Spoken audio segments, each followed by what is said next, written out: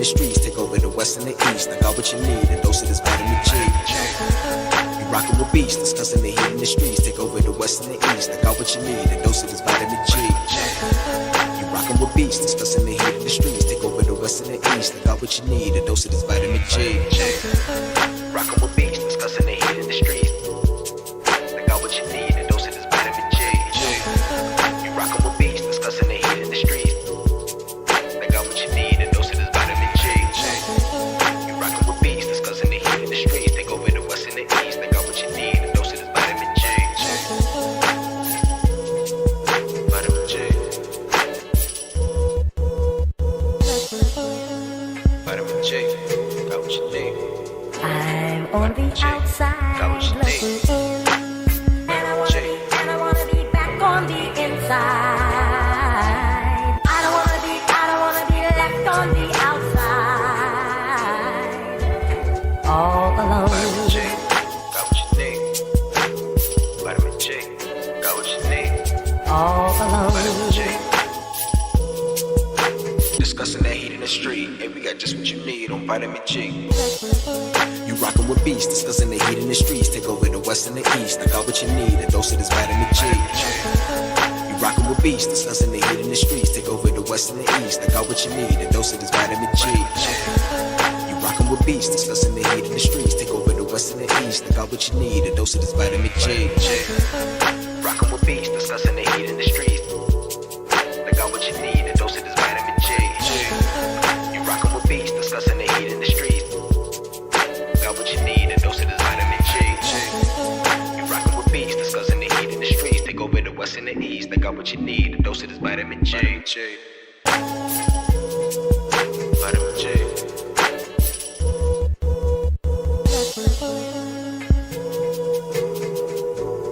I'm on the outside looking in, and I wanna be back on the inside. I don't wanna be left on the outside, all alone.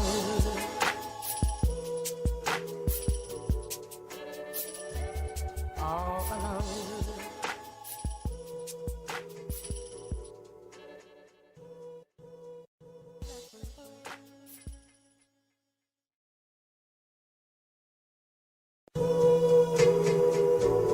I'm on the outside looking in, and I wanna be back on the inside. I don't wanna be left on the outside, all alone. Vitamin G, got what you need. Vitamin G, got what All you need. alone. Vitamin G. Hey. You rockin' with beats, discussing the heat in the streets. Take over the west and the east. I got what you need, a dose of this vitamin G. You rockin' with beats, discussing the heat in the streets. Take over the west and the east. I got what you need, a dose of this vitamin G. You rockin' with beats, discussing the heat in the streets. Take over the west and the east. I got what you need, a dose of this vitamin G. Rockin' with beats, discussing the heat in the streets. I got what you need, a dose of this vitamin G. You rockin' with beats, discussing the heat in the streets. I got what you need, a dose of this vitamin G. You rockin' with beats, discussing the heat in the streets. Take over the west and the east. I got what you need, a dose of this vitamin G.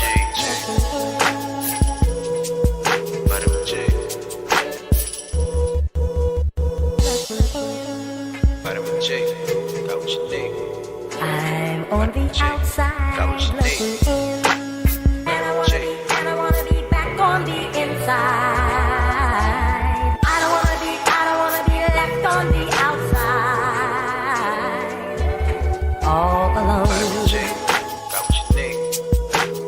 Vitamin G, got what you need. All alone. Vitamin G. Hey, final round.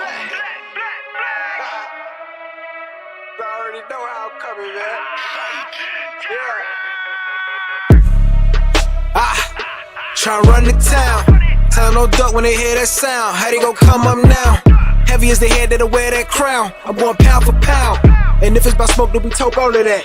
from an ounce to a pound. Take it, they biting this now, cause my drip right up the seat. How could it be? Give me a couple of rounds, cause I'm a beast when I'm on vitamin G. You see they start crumbling now, mad struck start mumbling now. Get the gist, I ain't reaching for clout. Plot twist, I'm the one with the keys. Clock blitz, know they little half freeze. Different continents, I be torn. We living life, making yours look boring. See, we win at the end, it's a spoiler warning. Cause I keep heating up, I might blow the whole planet. They calling me toxic like global warming. But they keep tuning in once again and again. I'm the one at the top, just a formal warning. Truly, I'm De Niro when it come to movies. Get De Niro, entertain the groupies. Habanero if you come pursue me. But I hop on the game, too busy rolled up whenever my girl getting moody. Link up with the gang, we all go insane. Catching them bills on the duty. I'm in Stixie, I'm locked in. Bought a box, I was like 10. Back then, used to box, nowadays they ain't throwing hands. Mama said we got more advanced. One thing about me, I adapt, bought a Glock fin. Keep me safe from the block in. The game kept me off the block. Ain't got flex about looting my Ruger. I can shit on you with my computer. See my graphics card costs more than your damn job can afford to pay you.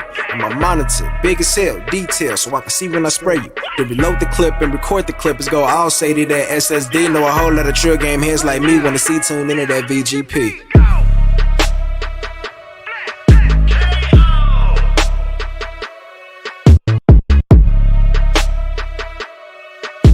Take over the west and the east, and we got just what you need on vitamin G.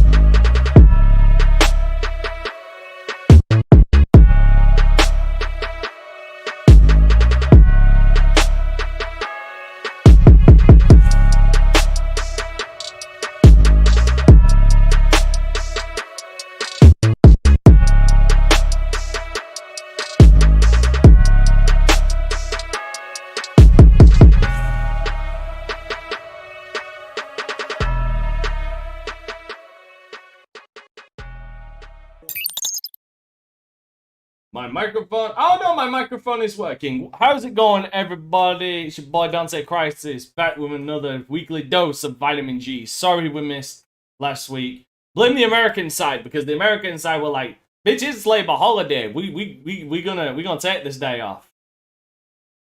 Sons of bitches. Aye, but yes, we are back with another weekly dose after a very interesting week of news that we're going to get to. Two pieces of that today, and also our predictions on the state of play and Nintendo Direct coming up. But first of all, the intros. First of all, Mr. finally put his fucking cam on, but now currently off screen, so we can't go to Pharaoh Bazaar right now. So we'll start with no, there he is. Mr. Pharaoh Bazaar finally on camera. How have you been, my guy? What have you been up to? I've been pretty good. Haven't been up too much. It was my son's birthday this weekend, so I played a little bit of Coffee Talk. I think that's what it's called. That's a pretty cool game, like little conversation slideshow. I wouldn't play it on console. If you have like Game Pass, I would just kind of play it on my phone. I think it's kind of better for like you're sitting around not doing anything. But it's a pretty cool game. Played a little bit of Madden, and I think that is it for this week. I didn't get to dive into much because I was doing stuff for my son's birthday and studying for a test. So, Fair enough. All right, next on the docket is our boy Zero. What have you been up to, Zero? What is going on, good people? Nothing much. Work's been kind of nuts, so one of my friends is playing Valiant Hearts: The Great War. What an excellent game. But mostly still in these Destiny's 2 streets, of course. I think, about 3 chapters away from finishing Yakuza Like a Dragon, so I will have officially knocked off one of my JRPGs relatively quickly. Otherwise, I think that's mostly been it. Played some Mario Party this weekend, which is an absolute blast. And that's about it. I'm sure we'll talk about it, but I caught up on all the great media events, particularly D23, from a non-gaming perspective, but still like in genre a bit excited for some of the movies coming. Some I'm a little bit confused about. But others I look forward to, particularly the Mufasa prequel. Sounds kind of awesome. It'll unfortunately still look like the probably new me made Lion King, which is always off-putting. But like that seems like it could be pretty dope amongst the various other things like Marvel and all that type of stuff. So that's largely it. All right, cool. Next, Mr. Omar, what have you been up to, my guy? Yep. So I took a little bit of break from Iron Setsuna and started a game called Monster Boy and the Cursed Kingdom. I actually got the platinum for that, and I had a blast.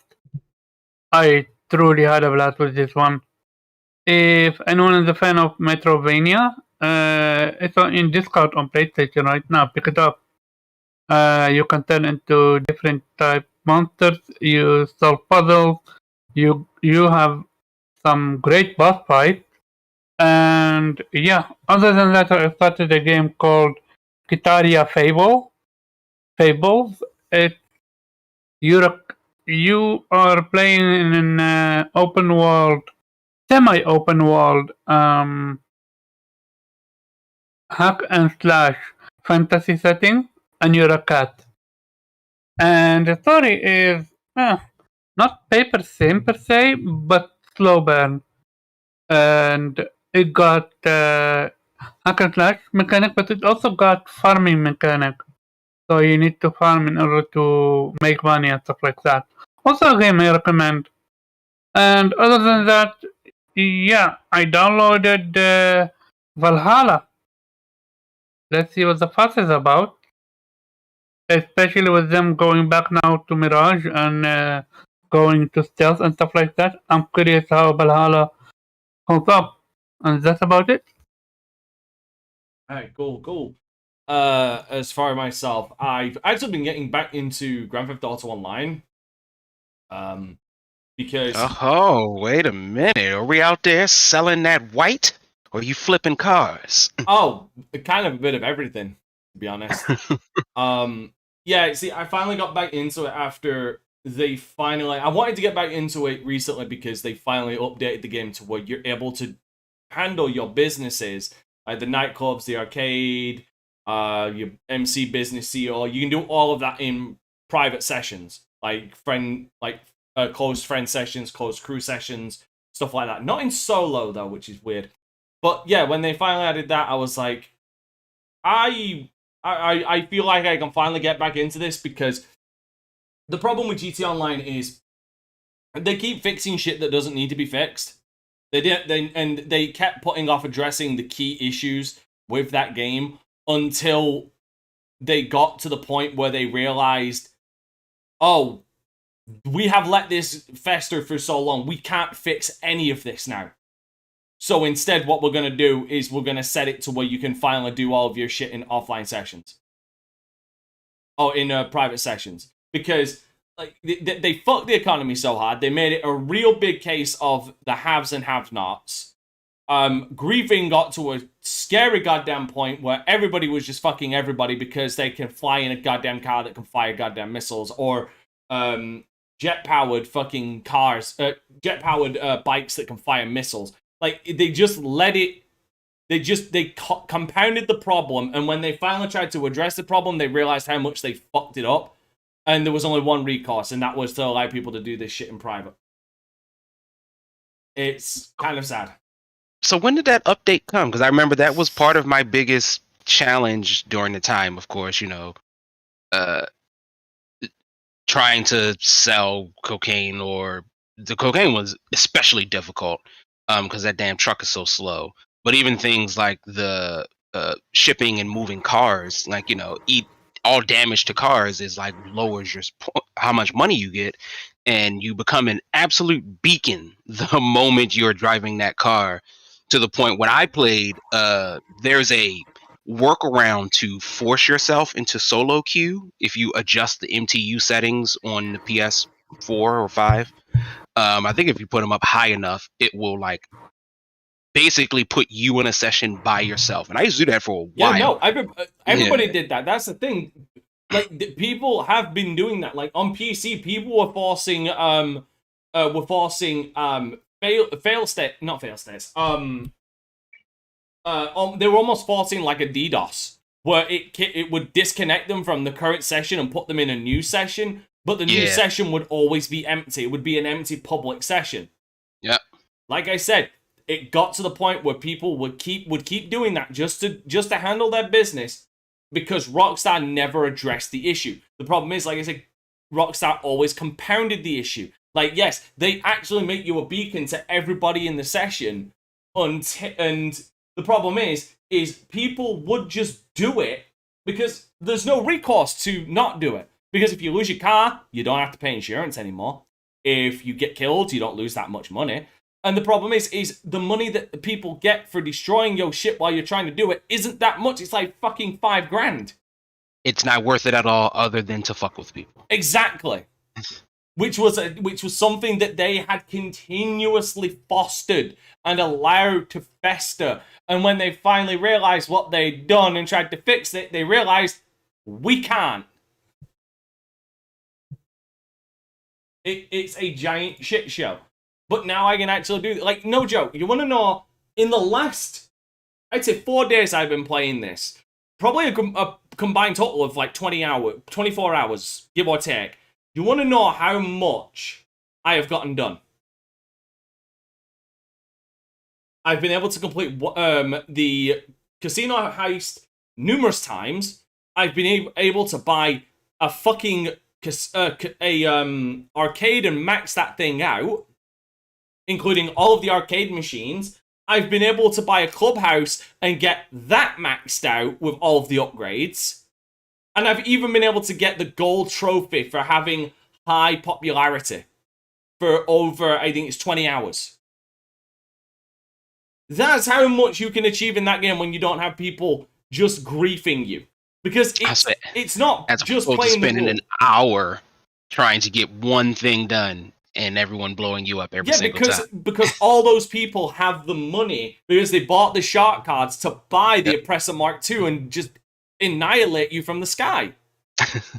Like, again, it just comes down to a case of the haves and have-nots. They perpetuated that problem. They fostered that problem. But once you're actually able to do this shit, you realize, okay, yeah, there's a grind, but like you make some serious fucking bank. So it's like, wow, if only Rockstar had figured this out fucking sooner instead of encouraging people to fuck with other people.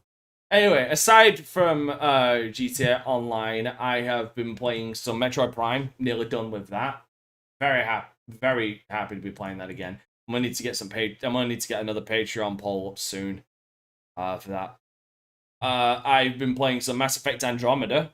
I'm slowly winning some people over to realize that the game isn't great by any means. It's not great, and it doesn't fucking stand up to Mass Effect 1, 2, or 3.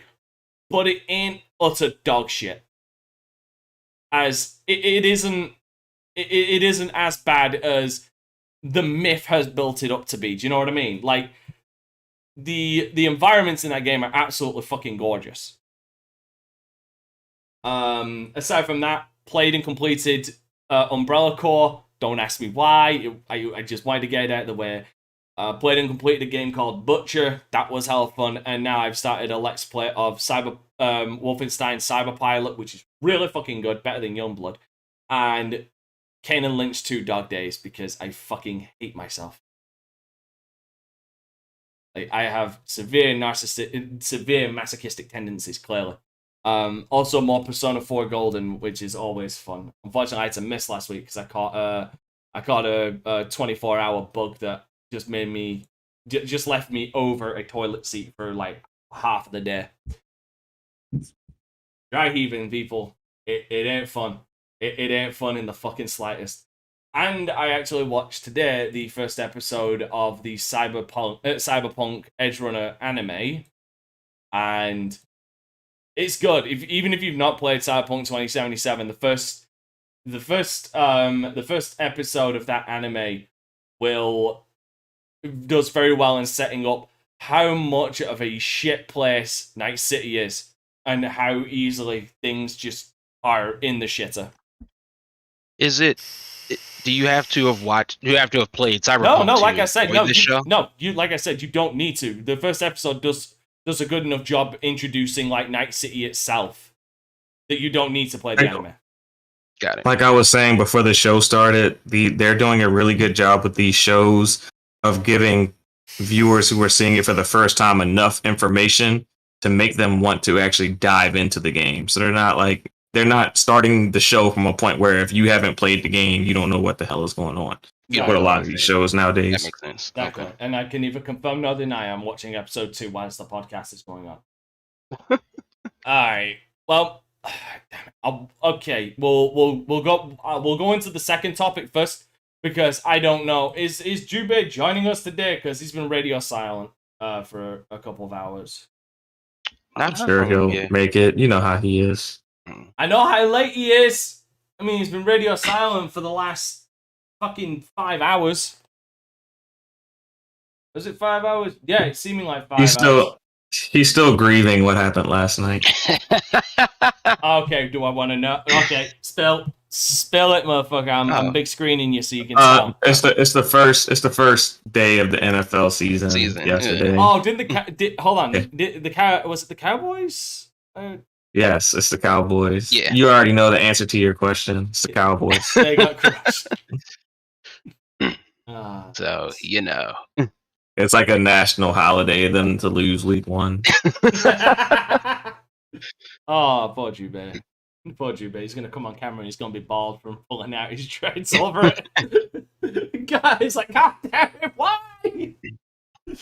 Oh, shit. Alright, well, while we're waiting on Jubei, hopefully he shows up. Because I know he'll have things to say on one of these topics. We'll just jump to topic number 2, which is the state of play as well as the Nintendo Direct predictions. So, as far as state of play, I'm definitely predicting more gameplay from I'm predicting more gameplay for Ragnarok because we're in the final trimester here, so they've really got to get ready to deliver, literally and figuratively.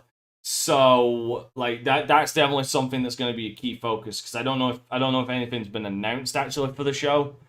But that's one of the things I expect to be at the show. Some PlayStation, they're also showing off PlayStation 2 VR 2. That's something that has been revealed. So actually, according to this, so it is going to have a mature rating. Apparently, this is happening. Okay, the title on this has got to be fucked because I swear for me it's the 14th today. This state of play is apparently happening in 21 hours, but it says the 30th. Is it the 30th of September today or is it the 14th? Yeah, it's the 13th today. Okay, don't mind me. I'm losing my mind. So on the description, it is rated mature, so I'd expect some mature games. But yeah, with Tokyo Game Show around the corner, it's time to recognize the amazing contributions of the Japanese game developers and studios around the world.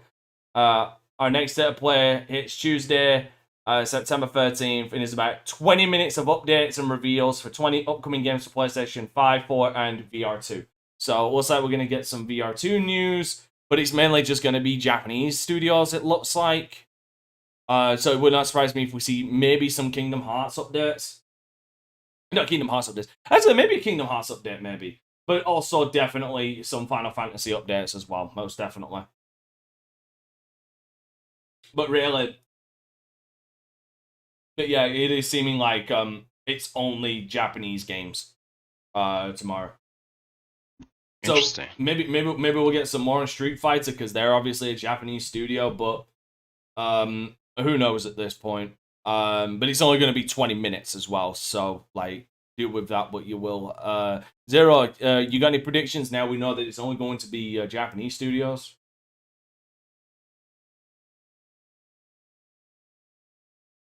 They say only Japanese? Yes, they said only Japanese. It says the amazing contributions of Japanese developers and studios around the world. Japanese.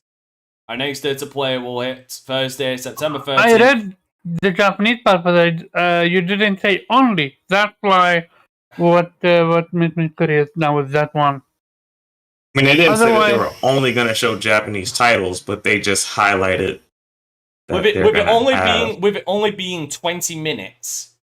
Yeah. I've got to assume that it's predominantly going. We're not going to see anything brand new from Western studios. We're probably going to see a majority of updates from Japanese studios. Like that's why I said like Kingdom Hearts. Any reveals is most likely going to be a Japanese studio game, like a AA type game.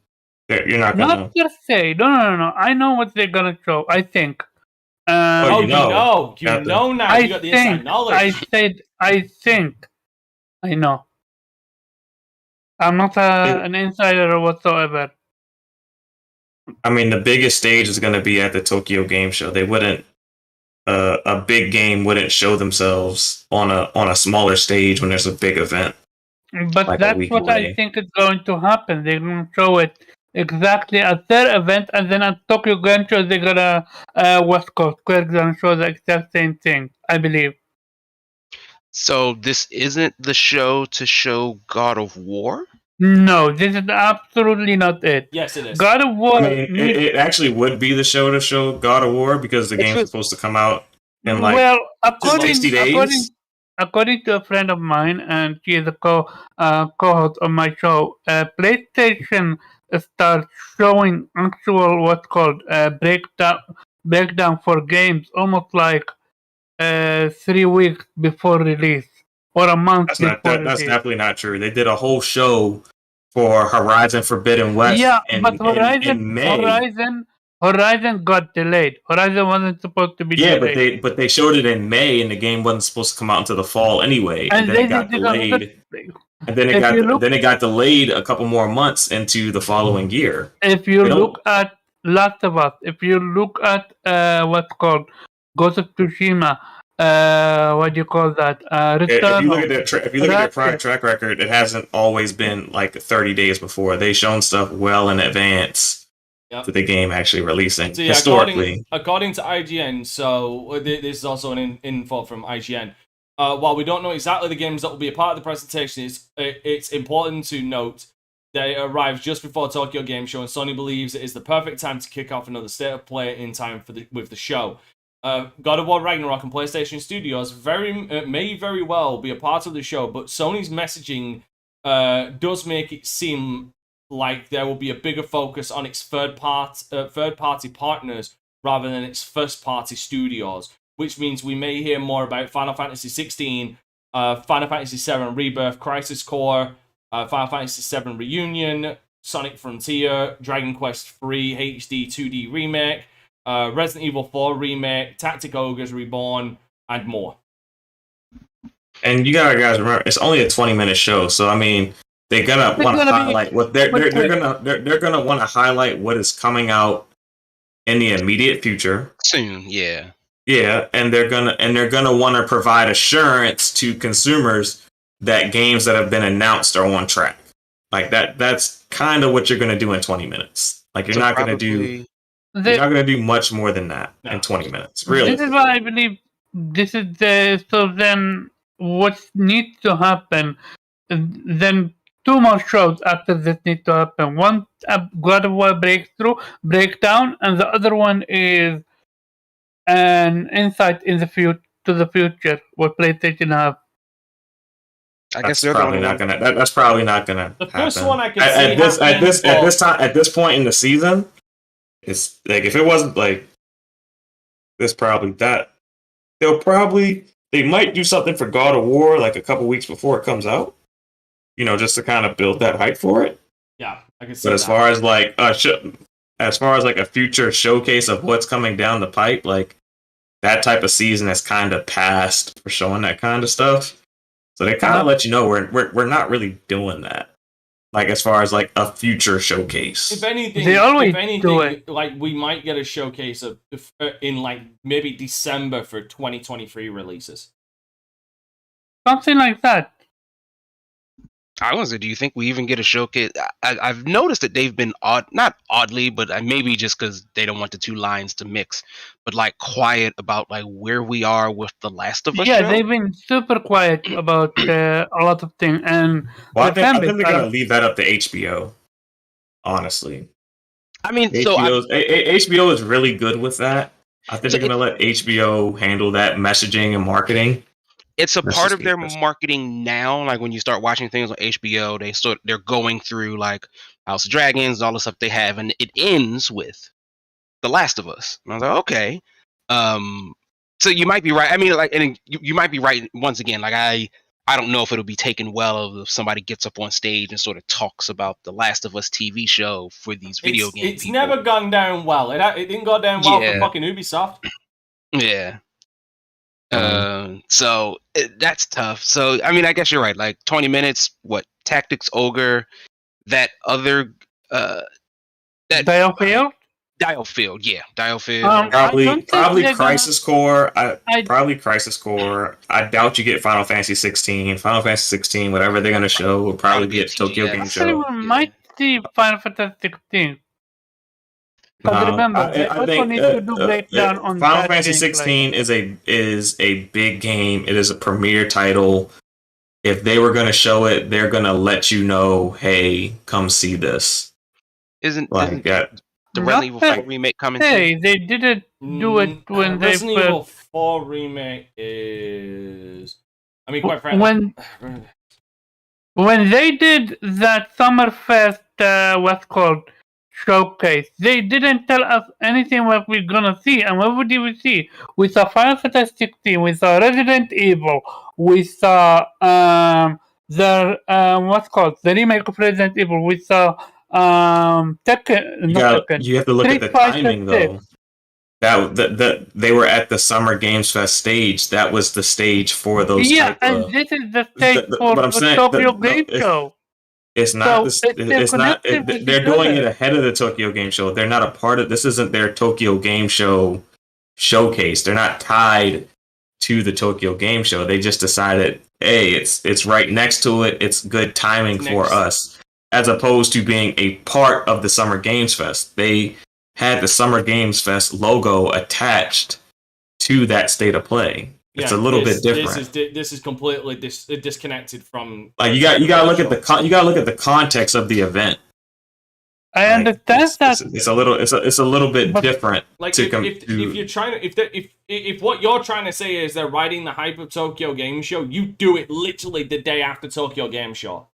Like you don't do it. No, you can do it right before, but they're not in partnership. They're not in partnership with Tokyo Game Show the way they were in partnership with the Summer Games Fest. It's a little. You don't even need to. That's the thing, Pharaoh. You don't need to be in partnership to ride the hype. The problem is, like, this isn't even a day before or a day after. This is 2 days before. But I'm saying there is certain red tape that you have to clear for reveals because they might want, like, publishers are going to want to showcase their event, especially if it's a reveal. They're gonna want it on a certain. They're gonna want a certain set of eyes on it, a certain stage. Like they're very particular about their audience.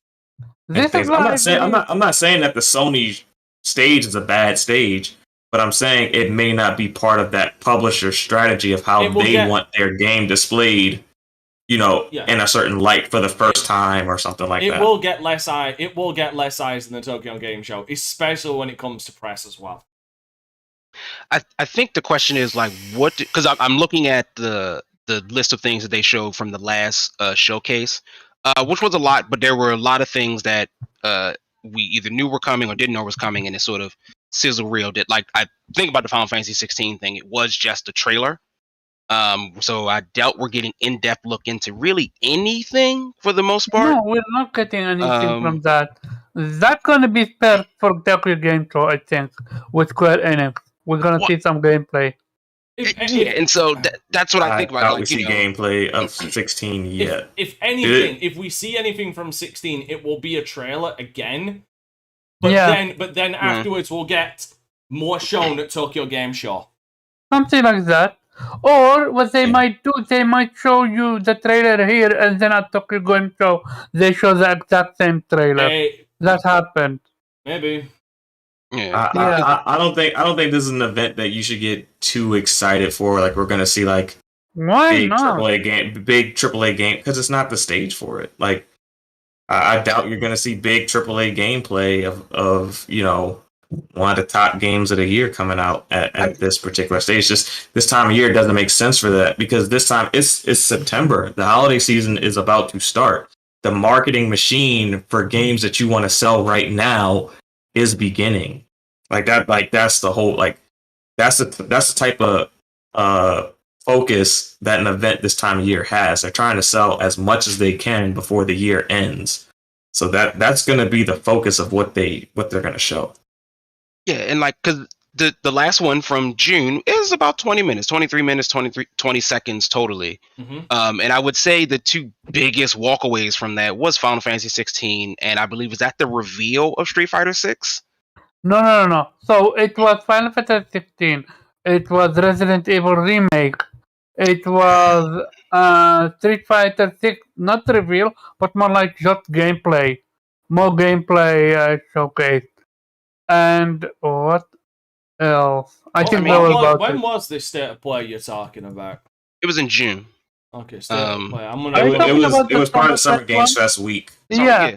Right, so Like- it would be the state They- of play Summer Games Fest one.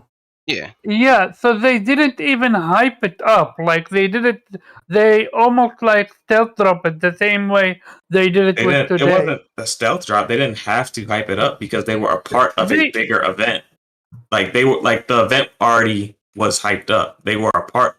Like when it's your event, you have to hype it up. But when you're a part of someone else's event, you're just part of. Like no one hyped up.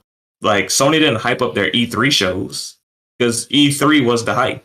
If you get it, it's a little bit different when you're a part of something versus when it's yours.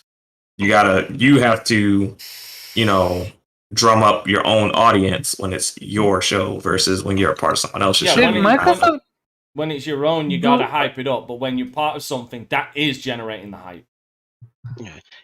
Like it's the whole Dragon Ball Bridge Vegeta thing. I am the hype. That's what it is. Did Microsoft also do a showcase like PlayStation at Summerfest? Yes. Weren't they the first ones?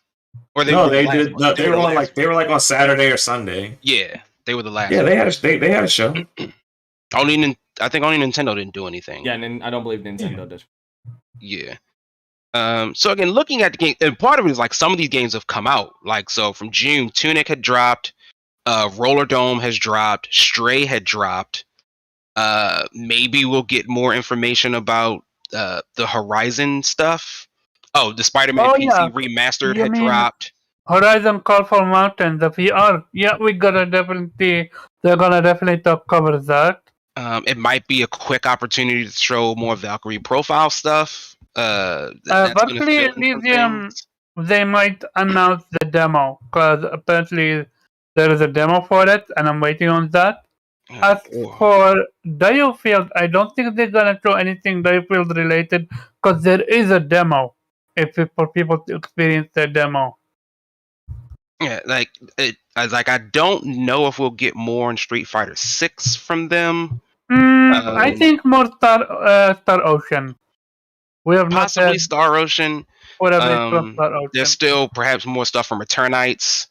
Also, maybe Callisto, but that's not Japanese technically, even though it's not. No, again, we're gonna again think that like 90% of this show is gonna be Japanese. A bit more Japanese, yeah. Also, there is a quote-unquote rumor that both Silent Hill and a remake of Metal Gear Solid. There has been rumors of Metal Gear Solid remake for like the past 5 damn years. People gotta let some of these rumors die until like the Switch Pro, until they actually come through and do it. Y'all gotta let that stuff like die. the fucking Switch Pro. How the fuck is that come back again? Let it go. There was a rumor. It's like Nintendo Dolphin. Remember Nintendo Dolphin? We were hyping that for years. We're gonna get the Dolphin. There was a rumor of Resident Evil 4 remake. Look where we are right now. Dude, that wasn't even rumors. That was fucking confirmed for years after Resident Evil 2. Like that's I think particularly for Silent Hill, which is like the Konami project, which is like, guys, you know what Konami's up to. It is wonderful to dream for Silent Hill. I get it. I don't know if that's just a realistic Metal Gear, that makes a bit more sense. I could see that, but like it's such a Kojima game, it'd be. Well, I mean, I guess They it's tried. Kojima has been talking about And you gotta PT be a lot. another thing you gotta be realistic of is that Resident Evil and Capcom is heavily invested and committed to the Resident Evil franchise at this moment. No one is heavily committed to Metal Gear Solid right now. No one is heavily committed to Silent Hill. So it would take I disagree. it would take a reinvent. I'm talking know? about the corporation. Do we know? I'm not talking about. Right. I'm not talking about the fan base. I'm Yeah. talking about the corporation itself is heavily invested into making sure Resident Evil is successful. There's no one heavily invested at Konami in Metal Gear Solid. So until we see that, like, there's no need for these rumors. I would agree with you if I didn't see Kojima literally tweet out stuff about Metal Gear and Silent Hill. Wait, I don't. PT. Hold on, wait. Does he? Dude, He doesn't even work there anymore. He has been I doing. know. Omar, he's been doing that for years now. Like that isn't nothing. That isn't something new. I follow Hideo Kojima's both his Twitter accounts. He's constantly retweeting like Metal Gear Solid and Silent Hill stuff from fans and a lot of other people. That's nothing new. This is not fans. This is just his own stuff. No, but let me ask you. That's nothing new. Okay, let me ask you this: how do we know if Kojima and Konami are still fighting, or maybe they made peace with each other? No, it was never a case of them fighting. It was a case of Kojima they wanted Kojima out. He left, and then they fucked him over on multiple fronts. Yeah, it was a one-sided bitter fucking argument that Kojima really wanted nothing to do with after the fact. Konami are the ones who continued with it. I know, but if you have now a middler that come in between and say, okay, we're gonna do this and we're gonna handle it well. And Kojima and people are all about the money. If the deal is right, they will never. How do we know that I don't think Kojima is necessarily a money man, because if he was a money man, he just would have kept pumping out Metal Gear Solids. He's more focused on being creative. Yeah, and that's the reason. If you were focused on money, you would just keep pumping out sequels because that's easy money. And he, we see it with Rockstar and fucking Grand Theft Auto, Activision, and Call of Duty. When you're just all about the money, you just pump out sequels. And quite frankly, Kojima has gone on record multiple times and said if he had it his way, it would have ended with 2. If I believe it was 2. It would have ended there.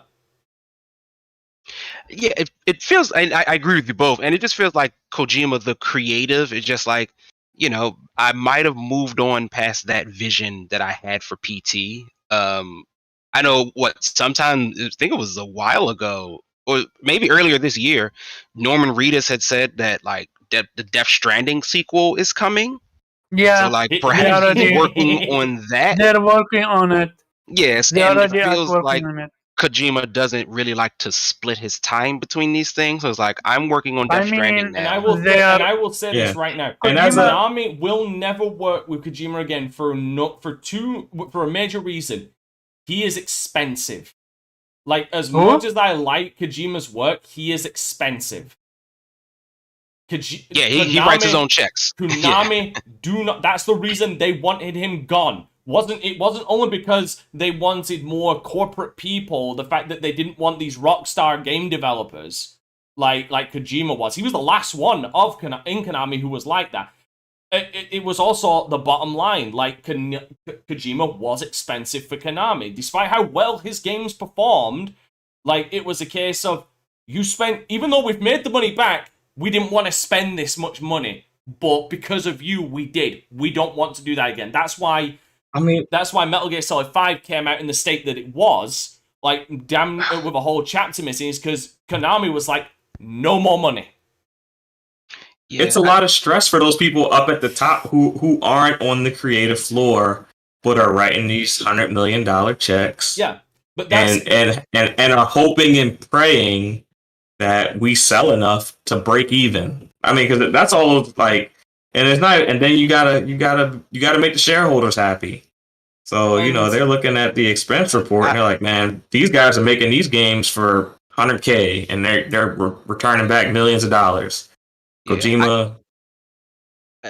I feel comfortable with the Metal Gear rumor. Like, I would love to see a sort of modern day take on the original Metal, actually, either one, whichever one they want to do, be it Metal Gear Solid or like the original Metal Gear. SNES Metal Gear. I'd be up for that. No, not the NES. You want to, if you're gonna remake anything, you want to do the PC Engine Metal Gear. That was the superior version. Or that one. I think like a lot of things, I think you got to put the Silent Hill to rest, because just looking it up, I forgot PT was 2014. Yep, that was so long ago. Like I would love it at this point. Just do something else. Like I don't even think we need Silent Hill anymore. Just make another horror game. I said on this podcast, and I said years ago as well, and I will reiterate my stance. The only way Kojima will ever be able to touch any of the Metal Gear Solid franchise or the Silent Hill franchise, if he so desired to do so, is via a middleman. Like if, say, PlayStation or Xbox... I literally said that. If Xbox or PlayStation came to him and said, we're going to license this property, we want you to do it. This won't be Konami money, this will be our money you spend. Because then Konami will be like, okay, at least he ain't getting our fucking money. Mm-hmm. And we already What I think will happen. I would say that Metal Gear Solid, like some of these type of games, like Metal Gear Solid, that have a big name behind it, like Kojima. You'll get the remakes of those games when, unfortunately, Kojima is no longer with us. Then they don't have to deal with the red tape, and they just make the game how they want to make it, and they don't got to deal with all that BS. No, dude, they didn't even wait till his seat was fucking cold out of the Konami offices before Metal Gear Survive came out. Need I fucking remind you? That's true. Yeah. Hey, they don't need. I'm talking about remakes, though. Yeah, but I'm talking about remakes. But they don't care. They don't care about Konami. They don't care about Kojima or the power of his name. They will milk that shit, because despite the fact that all these buzzwords that Konami are turning around and saying, like, oh, they're gonna give franchises another chance, and even what was the actual word that they turned around and said? Give me a minute, I'll find out the actual wording they used. Yeah. By the way, Konami reportedly returning its most popular and neglected games. Let's not forget, there hasn't been any rumor, there hasn't been any news from the corporate world, right, from that side of the fence, that there has been any kind of restructuring at Konami. Right, there hasn't been any of that, meaning that they are still the same Konami who put out the shit that was Metal Gear Survive.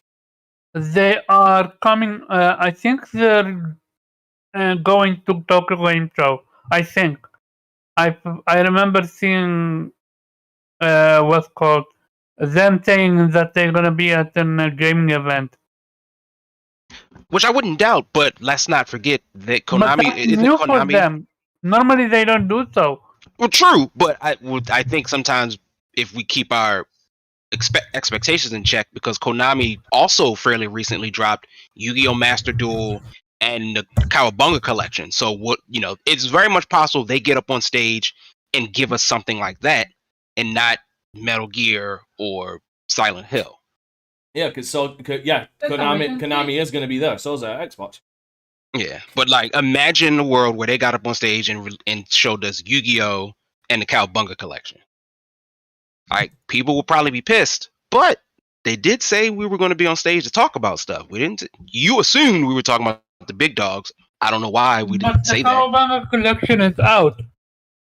Don't need to talk about. So we're saying, if it hadn't been announced or shown, and they go on the Tokyo Game Show and announce it, or just another Castlevania.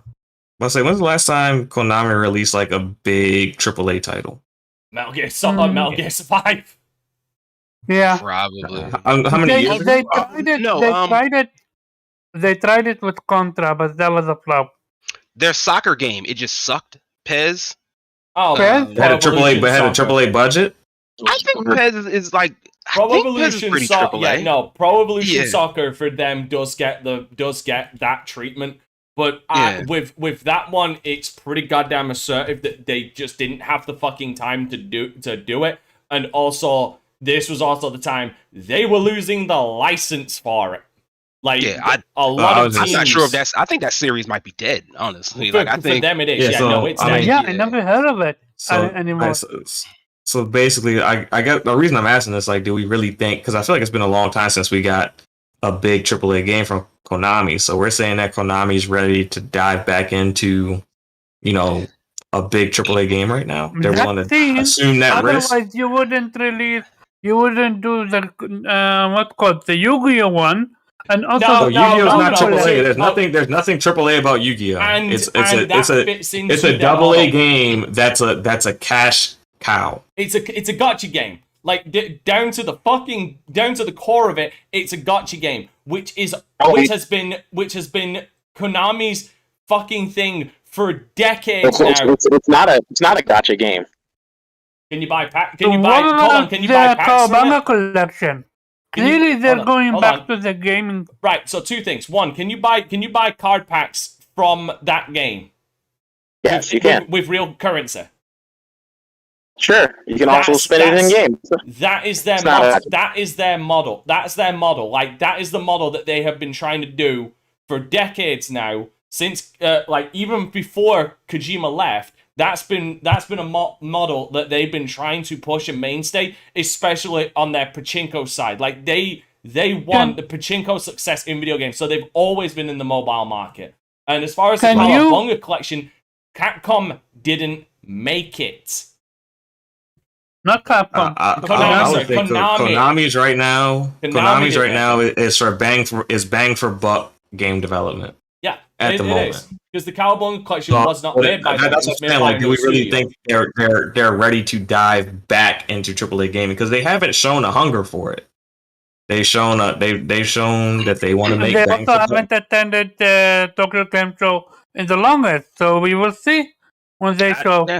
I mean, once again, now I'm looking up, they've got apparently Super Bomberman R2 is scheduled for 2023. Like, so it's also possible they get up. That's going to be double A. That's a Bomberman. That is a single A. I'm just meaning not even double A. Yeah, that's a single A. I'm just meaning, like, I don't know if they're going to do like double, triple, or not. But particularly for Konami, I'm managing expectations based on like what I'd like to see.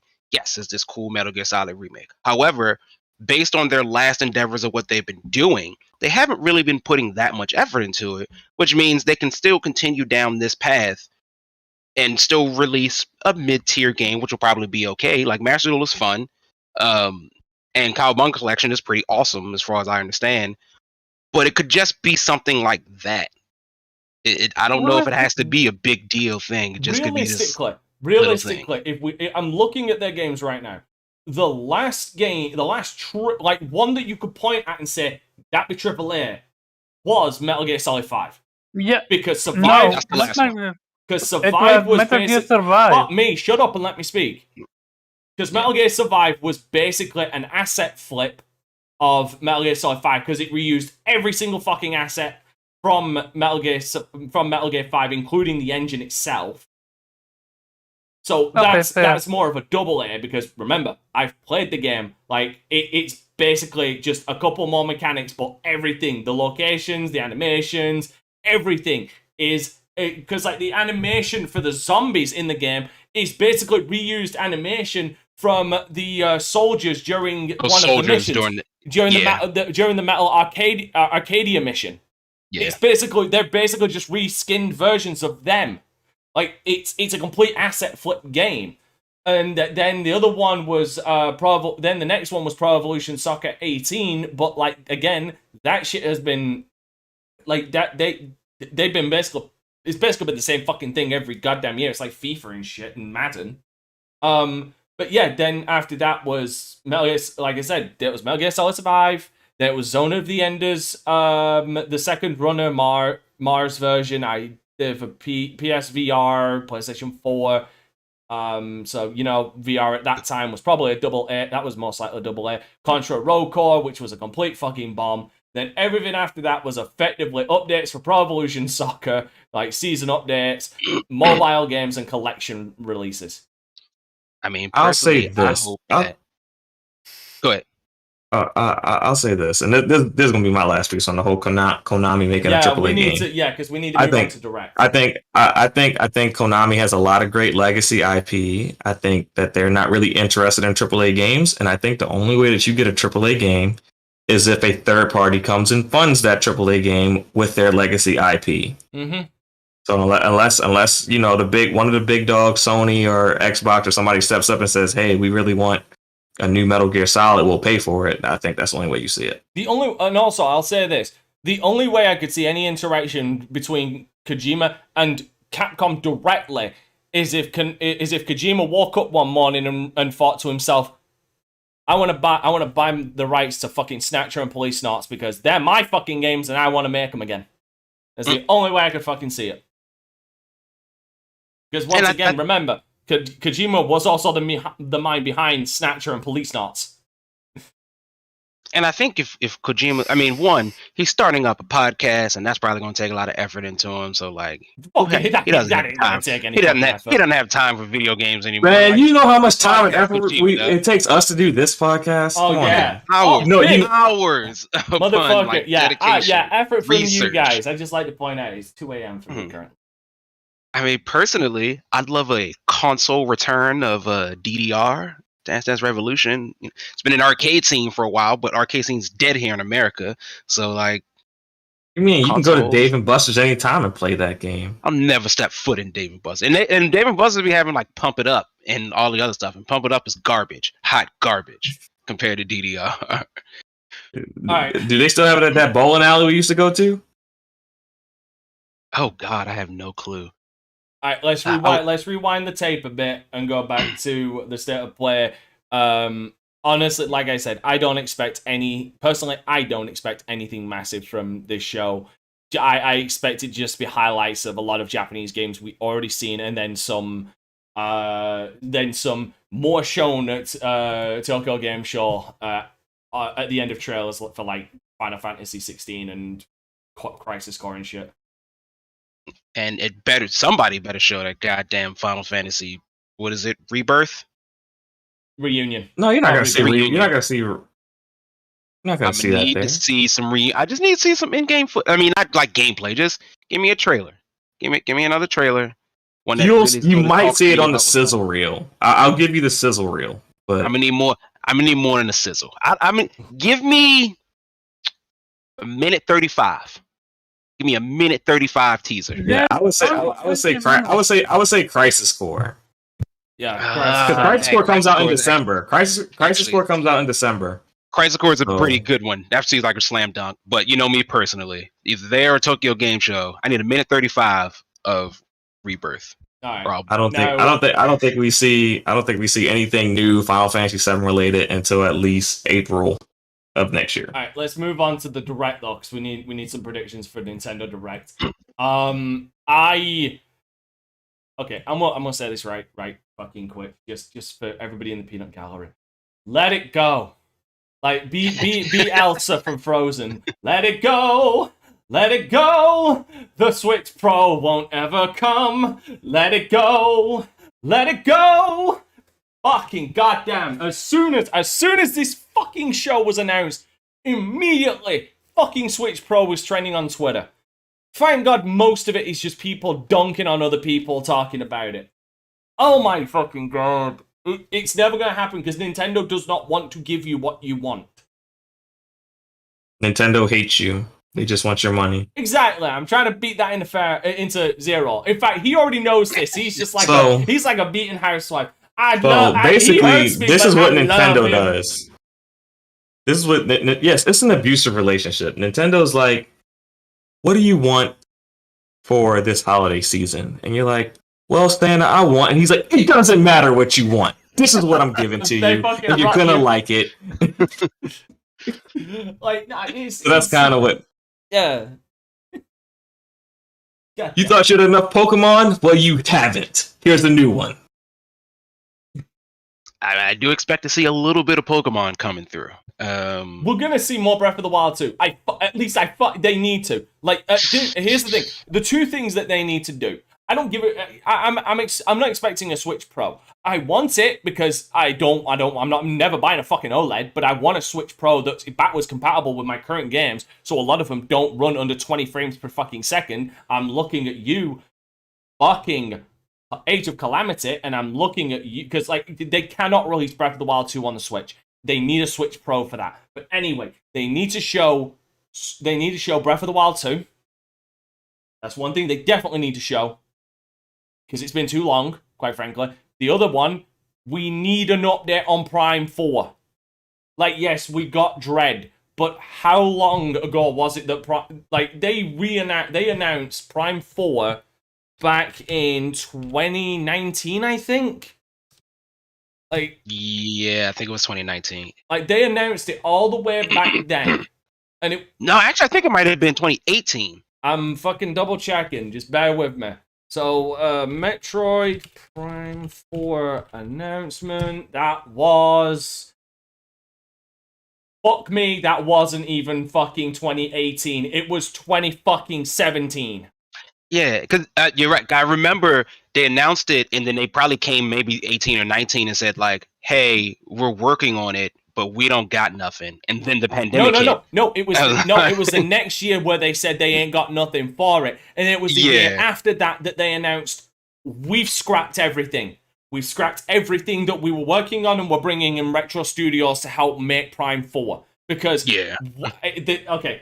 Nintendo is good at making games. There's no fucking doubt about that. But quite frankly, the fucking sheer fucking hubris of Nintendo to make Prime 4 without involving Retro Studios in any way, shape, or fashion from the beginning is astounding. Like, it's amazing the fact that they didn't even bother. But, yeah, it's been 5 years. It's been 3 years since they relaunched, since they rebooted basically production. We need something. I don't disagree. Like when was that update? When was that development update? No, yeah, there you go. Development update. That was 3 years ago. My timing is fucking spot on. Yeah, so the newest title, Metroid Prime series. We deeply understand the high anticipation that Metroid Prime has for this game, but especially with the passionate words from the fans and heard. We first announced at E3. Ever since the announcement, we've not been able to update. But as a result of the continuing development since that time, we must let you know that the current development progress has not reached the standards of we seek for a sequel to Metroid Prime. Nintendo always, continuing, challenge ourselves, daily basis. I'm basically just skimming through it to when they actually... from this perspective, we have determined that this current development status of the game is very challenging, and we have made a very difficult decision as a development team. We have decided to re-examine the development structure itself and change it. Especially, we have decided to have the producer, Kensuke Tanabe, work in trust and collaboration with the studio that developed the original Metroid Prime series, Retro Studio, and restart development from the beginning. That was 3 years ago. They need to have something. There cannot be another year with nothing. Yeah. Like, granted, the reason why people let it go is because they were forward about it, and we also got Metroid Dread. Like, that smoothed things over a little. But it needs to happen. Like, we cannot get another year with nothing, quite frankly. At least for me. There cannot be another year of no things. So what else could be shown? What else? Those are the main two for me. Those are literally the main two for me, because Breath of the Wild has been fucking silent for, I think, 2 years at this point. Yeah. Breath of the Wild. So I would hold on, just give me a second. Let me just find out when the last Breath of the Wild trailer came out. No, I apologize. The last trailer for that was actually last year. It was E3 last year, 2021. Like that was when the teaser came out. So, and when did they say release date? Because I think it, yeah, they said 2022. So unless it got delayed and I just forgot about that, we either need a confirmation on the date as well as a name, or we need an update basically for this fucking game. All right, Farrell, please give us your thoughts. What do you think about it? What do you expect to see? Predictions? All right, so if we're gonna go with a hardware prediction, I would say no Switch Pro, but if there's gonna be a piece of hardware, it's gonna be a wacky piece of hardware. And the wacky piece of hardware I would predict, if we're gonna go really left field with this, is it'll be a headset that you can take your Joy-Cons off of and slide the screen into the headset, and they'll call it Switch VR. I could see it. That would be the wacky thing that Nintendo would do. But I'm gonna stick with the theme that I said with the PlayStation Showcase. I don't expect anything necessarily big to be at that show, but I do expect it to be more of a marketing campaign of what is coming out, what we want you to buy this holiday season. So those will be my predictions for the show. I think it's just going to be, hey, holidays are coming. This is what we want you guys to buy from us. Black Friday, this is what we want you in the line for. It would be nice to see some, as I've recently started describing, like big move kind of moments. I could feel I would respect the big dick energy it would take for Nintendo to turn around and say, oh, here's an update for Metroid Prime 4. We know it's been 3 fucking years. Here's an update. Here's a trailer. It's coming out in fucking December. Go buy. Nah. But if they did release the VR headset, how would you guys feel? I feel like it might be made of maybe cardboard or something of that ilk. Like very cheap just slide material. your little Switch screen in there. Yeah, just like really cheap. I think you kind of went mute. Material. I think you went mute, Dante. I don't know if anyone else can hear. Maybe some really cheap cardboard material. Keep costs down, but sell it at like $100 US. Mm-hmm. By the way, have they showcased yet the gameplay, breakdown for Breath of the Wild 2? No, like I said, no. There hasn't been anything really official regarding that game yet. Yeah, there has. Breath of the Wild. Yeah, there has. There was gameplay shown last year. Breath of the Wild got delayed to 2023. I missed that. Oh, it was 2023 for Breath of the Wild. Yeah, it got delayed to spring 2023. Like I'm not saying it's a lot, but like there was I'll fucking show it on stream. Oh, wrong fucking thing. Well done. I love how. It was a teaser. They did a little teaser. No, it says teaser. It says teaser, but this is one of those misleading fucking things. Give me a second. I've got to find my goddamn screen share and. Even with God of War, I don't count it. I know it's gameplay, but I don't count it as gameplay. Gameplay, I count it when you actually do a breakdown. No, that's bullshit, Omar. That's bullshit. Yeah, I to me, like, I feel like breakdowns kind of take you out of like this, like you just want to see it and get your own perception of it. Like, I don't need you to tell me about it. If you had to explain it to me, it's like too. They told me on Xenoblade 3. Like this, and I never played a Xenoblade game before. They did, like I said, they showed gameplay, but it's one of those cases where it wasn't enough gameplay. Yeah, it was nothing. Like, it was a nothing. But they did have gameplay, so they were at a comfortable position where they could turn around and say, oh, look at all these returning things, and look how you can reverse time and shit, and send fire and reverse time where you can literally go through a goddamn floor in the sky. Like, they showed off enough to basically turn around and say, okay, no, we have gameplay. We're just not going to show you more than this. And it's like, oh, fuck off. Like, that's why I turned around and said that, like, they need to show something else, because it has been a year since we were shown this, and if you ain't made any more progress outside of this, I'm gonna be annoyed.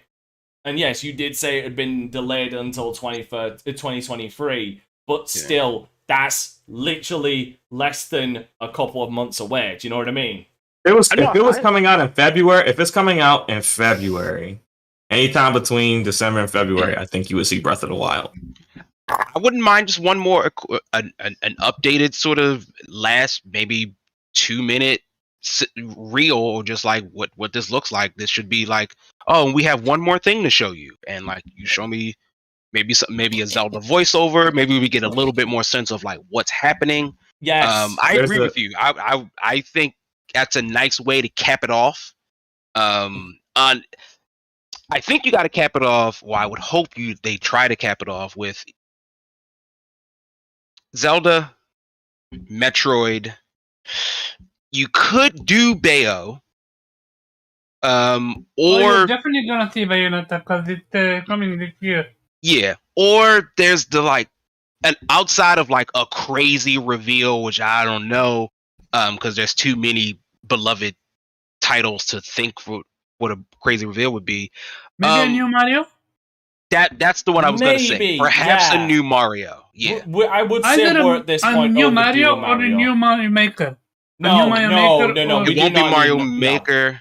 Yeah, I think the rumors. Why not? Quote unquote rumors. Because Mario Maker 2 pretty much tapped the whole damn thing out. No, Mario Party be good. Mario Party be good for this time of year. Didn't they just release a Mario Party? They did. What's called ROM hack have a lot more to offer that can be added to Mario Maker 2, and they already said that they are not gonna do any more updates on Mario Maker 2. Yeah, so maybe they're working on 3 with what they're willing to do with it, meaning we're not going to see one until maybe the next generation. Because Mario Maker was on the Wii U, Mario Maker 2 was on the Switch. We're gonna have to wait in my opinion, we're gonna have to wait another generation or for the next generation to get Mario Maker 2. It was about a 4-year span between 1 and 2, so I imagine another 4-year span is probably right on track, i.e. another generation, depending on where it lands specifically. And you got to remember, like the Wii U generation got cut short because, unfortunately due to the untimely passing of Iwata, but also which caused a structure rechange, but also the fact that generation failed so hard they immediately started R&D on the Switch. Yeah. So I think if I'm being realistic, what I really, really hope for, because I've been waiting for a while, is update on Advance Wars 1 and 2. I thought that dropped. No, they didn't drop it because of the war in Ukraine. Yes. And then they didn't. They said we don't know effectively when it's coming. They just said I we have don't a question. I saw it on Twitter, so maybe it's wrong. But did they announce that they're gonna cancel the event because of the passing of the Queen? What? No. It's the streaming of on the UK channel, which is fucking stupid. Like, she's my queen, and I'm saying that's fucking stupid. Yeah, they're not cancel it. Just the UK one won't be streamed. Gotcha. Thank you. Yeah. I think we get some updates to some pre-existing games. Mario Strikers. I would say Mario Kart 8, but the new pack just dropped, so I don't know when the third one's coming. Is Mario Striker not out already? Yeah, an update to it. You know what? We are gonna get an update for. Not an update actually. We're gonna get the announcement of the season pass for it because they've done this. This is actually the most consistent thing I'm actually willing to put money on happening. We're going to get the season pass update. The season. The season, not the season pass. We're gonna get the announcement of the DLC for Free Hope. Yeah, that would make sense. That would make sense. They have done that consistently. They did it with Hyrule Warriors. They did it with Hyrule Warriors 2 Age of Calamity. There was one in between that, wasn't there? There was another Warriors game that came out that they did that with. Warriors games. Which one was that? You know what I'm on about, don't you? Like there was another Dynasty Warriors type game that came out between, but no, like Free Hopes is we're definitely going to get an update saying that. Oh, Persona 5 Strikers, but that was multiplat, but we didn't get any DLC for that in general. We might actually see gameplay for the Persona 5 on Switch. I think that too, yeah, because they have yet to showcase that. The impossible port, as it were. Yeah. Also, I don't see them doing anything Pokemon related because they always have their own event for that. they've been not stealthily, but they've been like randomly dropping Pokemon events for some time now. It drops in November. What I'd probably expect is just a quick recap of what you were going to get come this November. Maybe one or two more new Pokemon that might show up. But yeah, I don't know if we're gonna get any full real breakdown with it. Just probably a quick little reel about it's coming. Remember, it would not surprise me if we get an announcement for DLC for Arceus. Because that's something that doesn't need a whole show itself. That is something you could show at one of these directs. Yeah. Probably since it's already out, they'll probably kick off the announcement of whatever Splatfest event for Splatoon there is. I need to get Splatoon soon. Yeah. Pharaoh had me one of my big dream wishes, now that you had mentioned the weird Nintendo VR, but Nintendo Ring Fit 2. Nintendo Ring Fit became like this sort of sleeper hit that people really liked, and apparently was pretty good at keeping you in shape if you like. Are you talking about that Just JRPG? JRPG one? Yeah. With that. If I had a Switch, I would have played that. It's apparently Nintendo VR would be a hit. I mean, So, you already own the hardware, so it's minimal investment into the headset that you have to connect the. I'm just saying. I don't think Nintendo is smart about that kind of stuff. They're real wacky. I don't think the people that are invested in Nintendo, they care about the price. They literally bought Labo, for God's sake. Come on.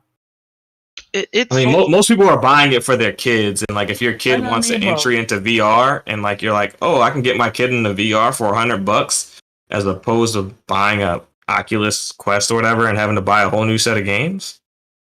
It works, and I stand by. It was AR really, but that little Mario Kart race thing that they had was quite ingenious. And if you can market yourself as the cheapest entry into VR, and personally, I hope Nintendo stays away from it. Like the Labo, I do too. But I'm just saying, if there was a piece of hardware that they were gonna announce, I think that would be it. Yeah, not a Switch Pro, but it would be some funky VR type deal. If they announce that and not a Switch Pro, people are gonna be livid. Kids will be happy. I still don't see the kids will be happy. For some time. I agree with Dante on that one. Otherwise, some ports, right? Like maybe Tunic shows up. Okay, there has been rumors of it. There has been rumors. Yeah, the Tunic would be smart. A game that's already out in the wild. That game Roller Dome. That could fit on the Switch pretty well. There has been rumors of a Twilight Princess port as well. Oh, and that's the big rumor that they're outside of Breath of the Wild 2. There is some remake, remaster, whatever of some Zelda game. Yeah, Twilight Princess, Majora. I don't know which one it is, but apparently we will be getting some Zelda content. Yeah, I don't know what that's going to be. You know what? It's going to be because the last time this rumor happened, everybody got fucking hyped up and then immediately got fucking deflated when they found out it was Skyward Sword. Yeah. Like, people were like, Wind Waker, Twilight Princess, Wind Waker, Twilight Princess. It's Skyward Sword. I will say, this time it's going to be Minish Cap, I guarantee you. I would like to see the return of Pinkman. I mean, yeah. I think recently Nintendo has found a lot of success in what I'd call their offbeat titles. Some like Animal Crossing, Fire Emblem, Splatoon, and Pinkman was right there along with them. As like it did quite well for its time, large enough to keep Olimar in people's faces. And Pikmin 3 was pretty well beloved. I wouldn't mind seeing another Pinkman come through. Pikmin 4, I think, will be pretty dope. Especially with Kena existing, and there is also a game that just was released on PlayStation and Xbox Game Pass. It's Pikmin-esque in a way. You need to use what's called little creatures for solving puzzles and stuff like that. Yeah, like it. I look forward to it. Yeah, that would be interesting. That would be something people would be interested in. I would also love the return of Punch Out. I feel like the Joy-Cons are pretty much a clear-cut way to lead us right into the next generation of Punch Out. That I think a lot of people missed it, but it was such an excellent game on the Wii U. I have a question. Do you guys think that maybe they haven't revealed any like concrete gameplay for Breath of the Wild 2 or even Metroid because they want to reveal it with the new hardware and they're waiting on the perfect moment for it? Metroid Prime 4, I don't know, since that was theoretically been in development for quite some time. It's been in development for fucking 5 years. Yeah, Breath of the Wild 2? Sure, I could see that. However, yeah, my inner Nintendo fear is that Nintendo just releases some weird expansion pack thing that you plug into your Switch in order to be able to play the newer games. You know what? You know what it'll be? It'll be a fucking brand new dock that has like a fucking processor or some shit inside that you need to plug your fucking Nintendo into to supercharge your fucking Nintendo Switch. I could see it. They're already coming with a Nintendo what's called special edition for the Pokemon game. So yeah. Also, probably a new special edition Switch. they're already doing so for the Pokemon game. Oh, and Mario Rabbids. I'm sure that's going to be there. I mean, I don't think so because they literally showcased that at the Ubisoft event. I think there's going to be more of it. What I would hope. I think we're going to see more of it again because with the release of or the announcement of the Rayman DLC, I think we're going to see what that's like, and then maybe do a little bit more. You're right. It's been like 7 minutes with Rabbids there. Yeah, but I would expect to see them. I would expect to see them again. They seem to have a really good partnership with the Rabbids side of Ubisoft. Yeah. I literally thought that Nate, I hate the fucking Rabbit for one simple reason, because they killed Rayman because of the rabbit. They didn't kill Rayman because of the rabbits. They killed Rayman because it wasn't selling well. Simple and as. The rabbit existed. That's like turn around saying the fucking Minions killed the Despicable Me franchise, dude. Like Rabbids is a lot different than Rayman. It's just a bunch of retarded animals. Rabbits that my kids love. Like literally, I'm pretty sure they got held back a couple of classes. It's totally different than Rayman. Like there is I won't blame them. Different. Yeah, because the mishandling of Rayman seems like that's the constant. We may or may not get the rabbits, but it seems like we always get them basically forgetting. But Rayman Legend was fantastic. But it didn't sell well. It was wonderful. It was wonderful. It didn't sell, and even if it had sold well, I bet we'd be getting another Rayman. I'm pretty sure Rabbids is more known for its TV success than its game success at the moment. Because they came from the they were a bunch of mini games, right? Raving Rabbids was like WarioWare. And then I don't know. I did not know about Rabbids until my kids fell in love with it. Now that's like they got a Netflix show. They just released a movie, I think, this year or last year. They released a new Rabbids movie. Rayman they got 4. Mario. They were first shown in Rayman 4. And then but they're big. Now they're Mario Rabbids. Yeah, their big games were always these like weird multiplayer games. Yeah, I think. Is it? Yeah, I think Raving Rabbids was a multiplayer game. I could be. Yeah, Rabbids ain't really known for their impact in gaming. No, per se. Like they don't have a big game yet. Yeah, it's more their TV stuff. I disagree with that. I mean, Mario plus Rabbids Kingdom Battle was actually pretty big. I think that's their biggest one, and I think that's the one that shocked everyone. Yeah, that is absolutely the biggest. I would say that's more Mario than Rabbids. I mean, because Mario's the draw. I would agree with you if the fact that the Rabbids didn't have didn't appear in or have games solely based on them since 2006. They've had 1, 2, 3, 4, 5.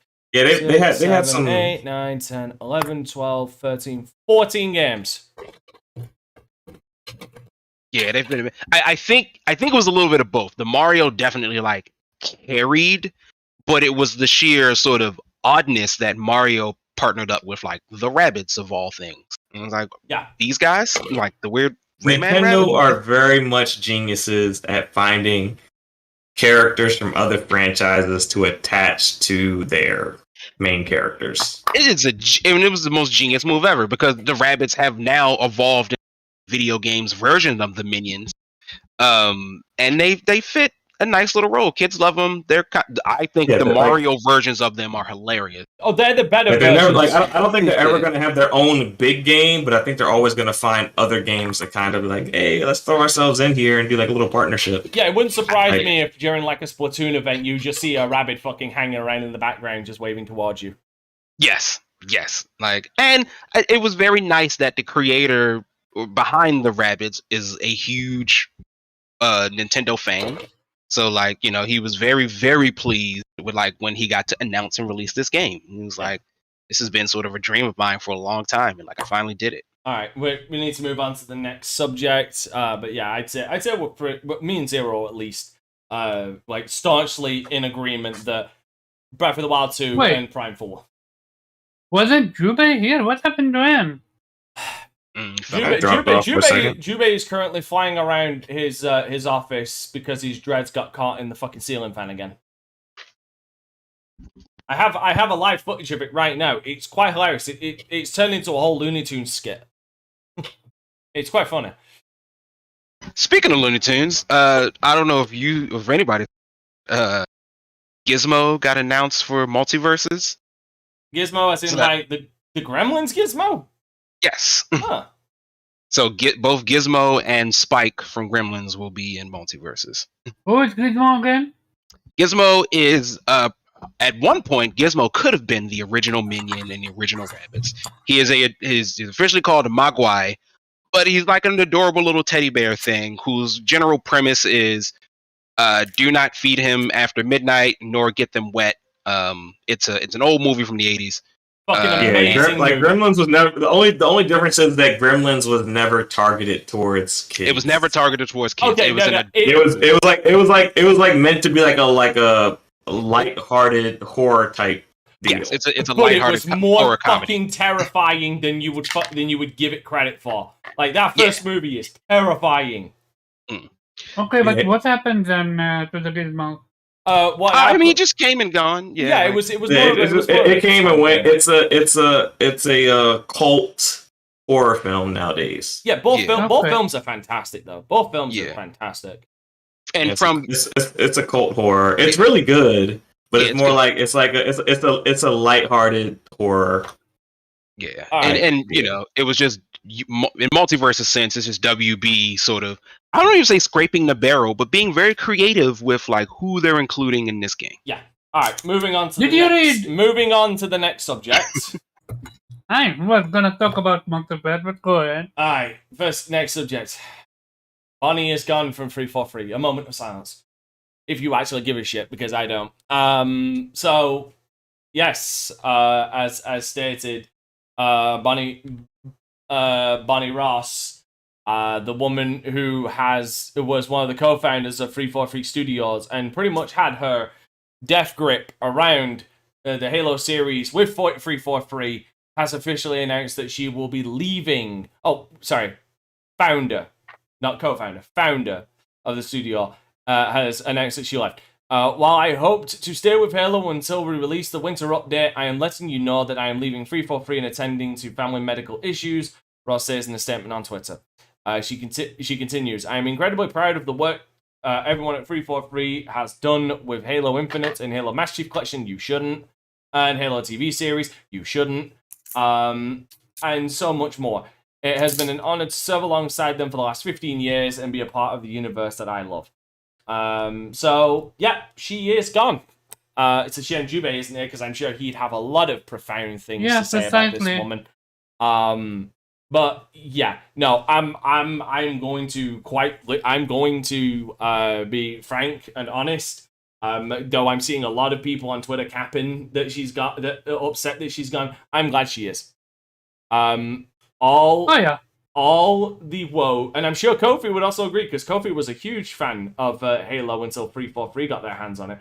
She is if we are going with the goddamn structure that they like to believe it is, the buck stops at her, and she has been responsible for the ever increasing decline of the Halo series in both quality and popularity.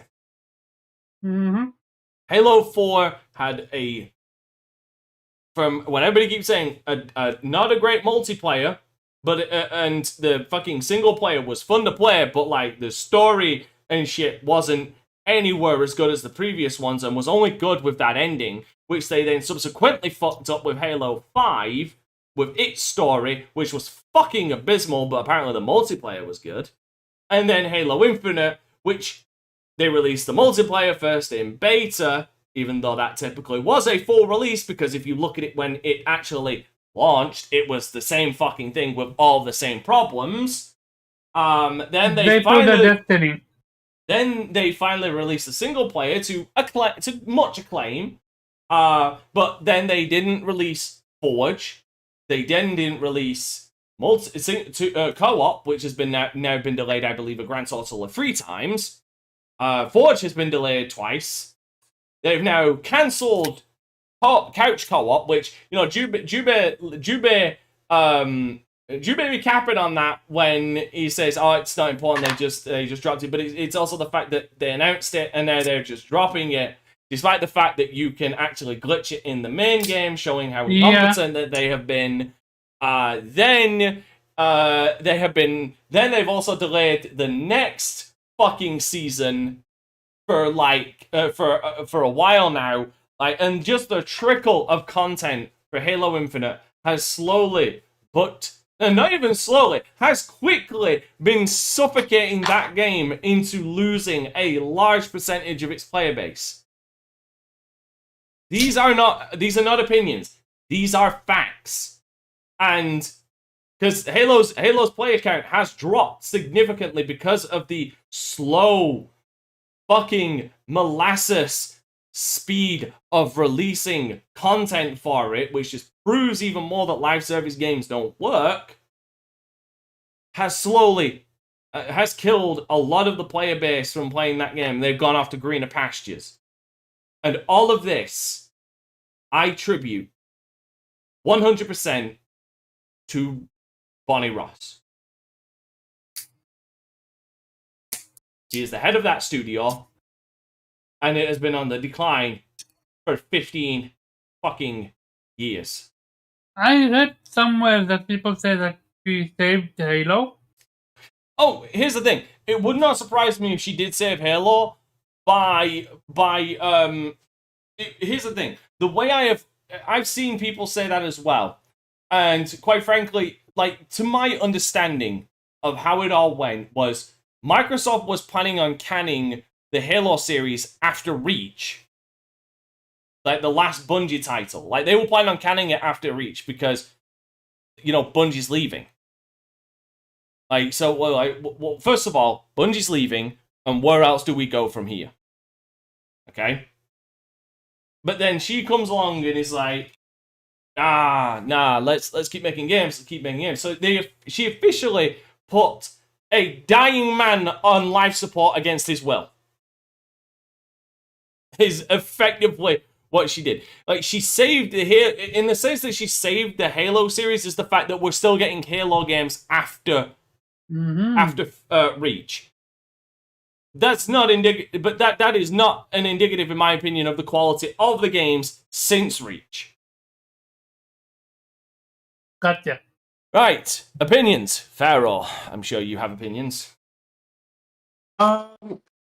Whether she was good or bad, I think that there's been a negative stigma attached to Halo Infinite that I think only could go away if she left. So I think ultimately her leaving, whether it's actually good or bad, is better for the franchise because it allows them to start off fresh with a new head. As long as they find a good new head, I can't argue with it. I think it could be very beneficial for Halo going forward, and specifically for Halo Infinite, especially if key things start getting hit on, and the player base starts to come back. Yeah. Is it still? Oh, fuck it. Yeah. I mean, I somewhat agree, but like, first of all, I'd also like to take the moment to just point out, like, I'm not a heartless bastard. If she is leaving for family medical reasons, I wish her and her family all the best and speedy recoveries. I hope it's nothing severely serious. I really do. But she should not have been at the head of this. Like here's the thing. Farrell. This didn't start with Halo Infinite. Halo Infinite's like Halo. With the problem is like with Halo Infinite, it's just more pronounced because it's a live service game. Yeah. Like so people are having to deal with that small trickle of content that should have been in the beginning. Like, but it's been like this since Halo 4. Is the reason why Kofi stopped playing Halo. Yeah, I'm not arguing any of that, but I'm saying, everything that's been negative about Halo has started to build up mainly under her. So, whether it was actually her fault or not, it's just good that she's leaving now for the brand, as long as they can find a good replacement, because her leaving signals to the fan base kind of like a clean slate, like, clean this up and we'll be happy. Y'all got rid of Bonnie. Now y'all can give us the Halo we love. So, I mean, that's kind of the fan perspective that we're kind of seeing, like, like, all is forgiven if you fix my Halo now that you got rid of Bonnie. Whereas, like, if it got fixed under Bonnie, it's like, oh yeah, y'all fixed Halo, but Bonnie still sucks, and whatever y'all release new is gonna suck because it's Bonnie Ross and she's still head of 343. Yeah.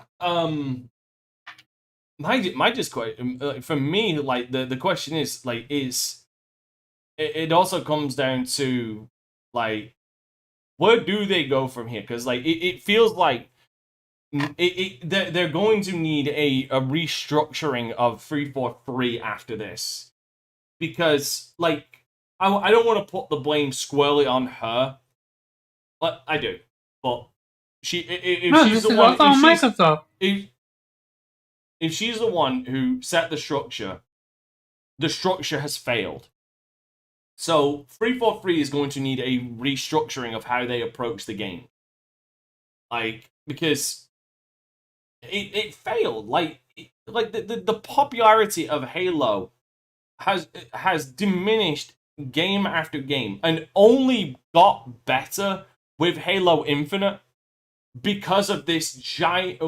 Because it is a good game at its core. It is a good game, but it also was impacted by this tribalism of, like, us versus them, that we needed to make Halo a success, and because it's been the first Halo since 5, and how long ago was that? And they promised so much with the new Halo game that it obviously bought fans back. Like, the Halo 5 was in 2015. Halo Infinite came out in 2021. Like, that's 6 goddamn years. See, my honest belief is that I don't know if Halo Infinite was originally intended to be live service when it was from very get go. Yeah. No, they turned straight after announcement. Like, I think even before a trailer came out. Like, when it was before it was even announced. I'm not talking about when it was announced. I'm talking about when they began development. I'm talking about, like, no, it's always been. No, it has always been. Like, I'll look it up because I recall an article coming out saying that Halo Infinite was always conceptualized to be a live service game. Because from my understanding, from hearing developers who worked on it, was that they were planning to deliver all this stuff at once, and that they planned to deliver so much that they ended up not being able to deliver any of it. So it's like they have a bunch of stuff in the basement that they got to clean up, as they continue to just basically get in core features that they couldn't get into the damn game because they tried to make the game so grand on its initial launch. The game was supposed to be bigger. Remember, they removed. Yeah, that's what I'm saying. The first game, like, it was supposed to launch with a shit ton of content. Oh yeah, more than what you would typically more than what you would typically get in a live service game. So they planned on delivering so much content that they were unable to deliver any of it. It's outside of the core campaign mode. But what also I would say they might have been able to deliver on some of that if they had not had to delay the game and have to fix up how the game looked. Because if they didn't have the time to do that, it might have launched with co-op, with Forge and all of this stuff. But they had to delay it and retool all of the graphics and everything because again, if everybody has to remember Craig, like when it launched, only the die-hard defenders were pleased with how it looked. Like everybody else was like, this ain't cool. This ain't it, Chief. I specifically remember on VGP where people defending that. We're not doing this. Well, core Halo fans like FC and Jubei, their defense was that the gameplay looked good. They didn't necessarily care about the graphics. Halo has never been great graphically. Yeah, that is literally like that. That is verbatim what their argument was. Yeah, like gameplay was king, and Halo has never had great graphics. That was literally their argument. Halo 5 had fucking amazing graphics. Yeah, that was what FC said. He said Halo 5 was the only game that looked really good, but historically Halo Reach looked good. But I'm just saying that that's what FC said. It's verbatim, that's why. I know. It's just like the argument falls apart when you actually look at the history of Halo, and like a number of them did look really good. Like I thought Reach looked really good. Have you guys seen the gameplay, the mod that they did for Halo Infinite Cyberpunk esque? I highly recommend it because it looks fucking amazing. I'm trying to look back on a Wayback Machine to see how far back, like. But here's the thing: what took it so long to be removed? Because I never played a single Halo game. She's not being removed. She's leaving. Okay. I'm gonna play it from what we know, she's not being removed. She is voluntarily stepping down due to a family matter. I mean, you can believe what you want, but you have to take you gotta take what they said. You can't be calling them a liar without evidence. No, I absolutely will call him a liar. Now, excuse me. Based on what? No. Based on what evidence do you have to suggest that she was forced to step down? Based on the fact of how bad Halo have been looking, based on the fact of how many people have turned down against Halo, and based on the fact of how many people have asked for her head. That's why. If it was some random person leaving, I would have 1000% agreed with you. People come and go. However, this is the founder. This is the head. But this is also the people that... So she's definitely not the founder. She's the head of 343. No, she is the founder. No, she's the founder. No, I'm talking about Halo. She's not the founder of Halo. No, okay. Yeah, that's what I'm saying. She's not the founder of Halo. Okay, then what I meant to say, she's the founder of 343. Yeah. And she is the head of Halo. So, if she was anyone else, I would have absolutely agreed with you and believed that she has some what's called health issues whatsoever. But again, if anyone of us butchered Halo the way she butchered Halo, we would have been gone in a millisecond. But the way it sounded this sounded to me that this is not the first issue that Halo have been having. It's not just with Infinite. Look, This is the culmination of 15 years. I hear you, but all I'm saying is if like in 3 months, like, you know, God forbid, a very close family member of her passes, you know, it's gonna look really shitty to be like, oh no, she's a fucking liar. She just got fired. I don't. To be fair, that wouldn't be the first sign for Omar. I'm just saying. That's what I'm saying. I take it unless something else gets presented to us that is actually factual Okay, so as to why. let me tell you That's what I'm saying. That's why I say that. Like you gotta be tactful. Like if someone's saying that, you know, most people, like if they're being fired and they're looking for a graceful way to step down, they cite their health, not, you know, a family member. Like, okay, because I for Americans, I can say at least, most people don't want to wish bad health on their family. Typically, I'm just saying. here's the thing. Welcome to the mental health of the or not mental health, the family issue that he is having. Is that I believe that's true, but I don't believe that's the reason why she is stepping down. I truly believe the reason she's stepping down because they want a new a fresh start. Because you have people that are Xbox defenders not are being mad at Bonnie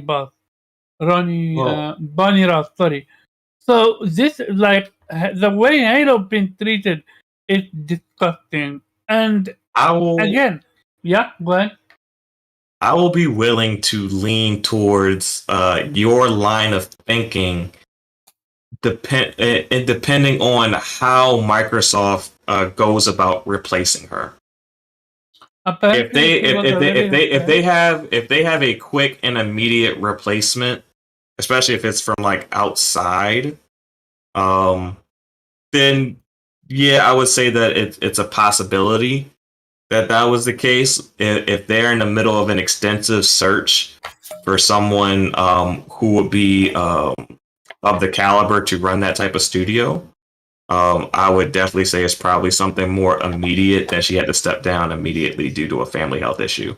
But like I said, if it's like kind of like a quick thing, like, oh, we already have your successor lined up, it's been a thing for a while, and it's, you know, somebody from, you know, some outside studio, I could, you know, kind of see where your line of thinking could be a possibility.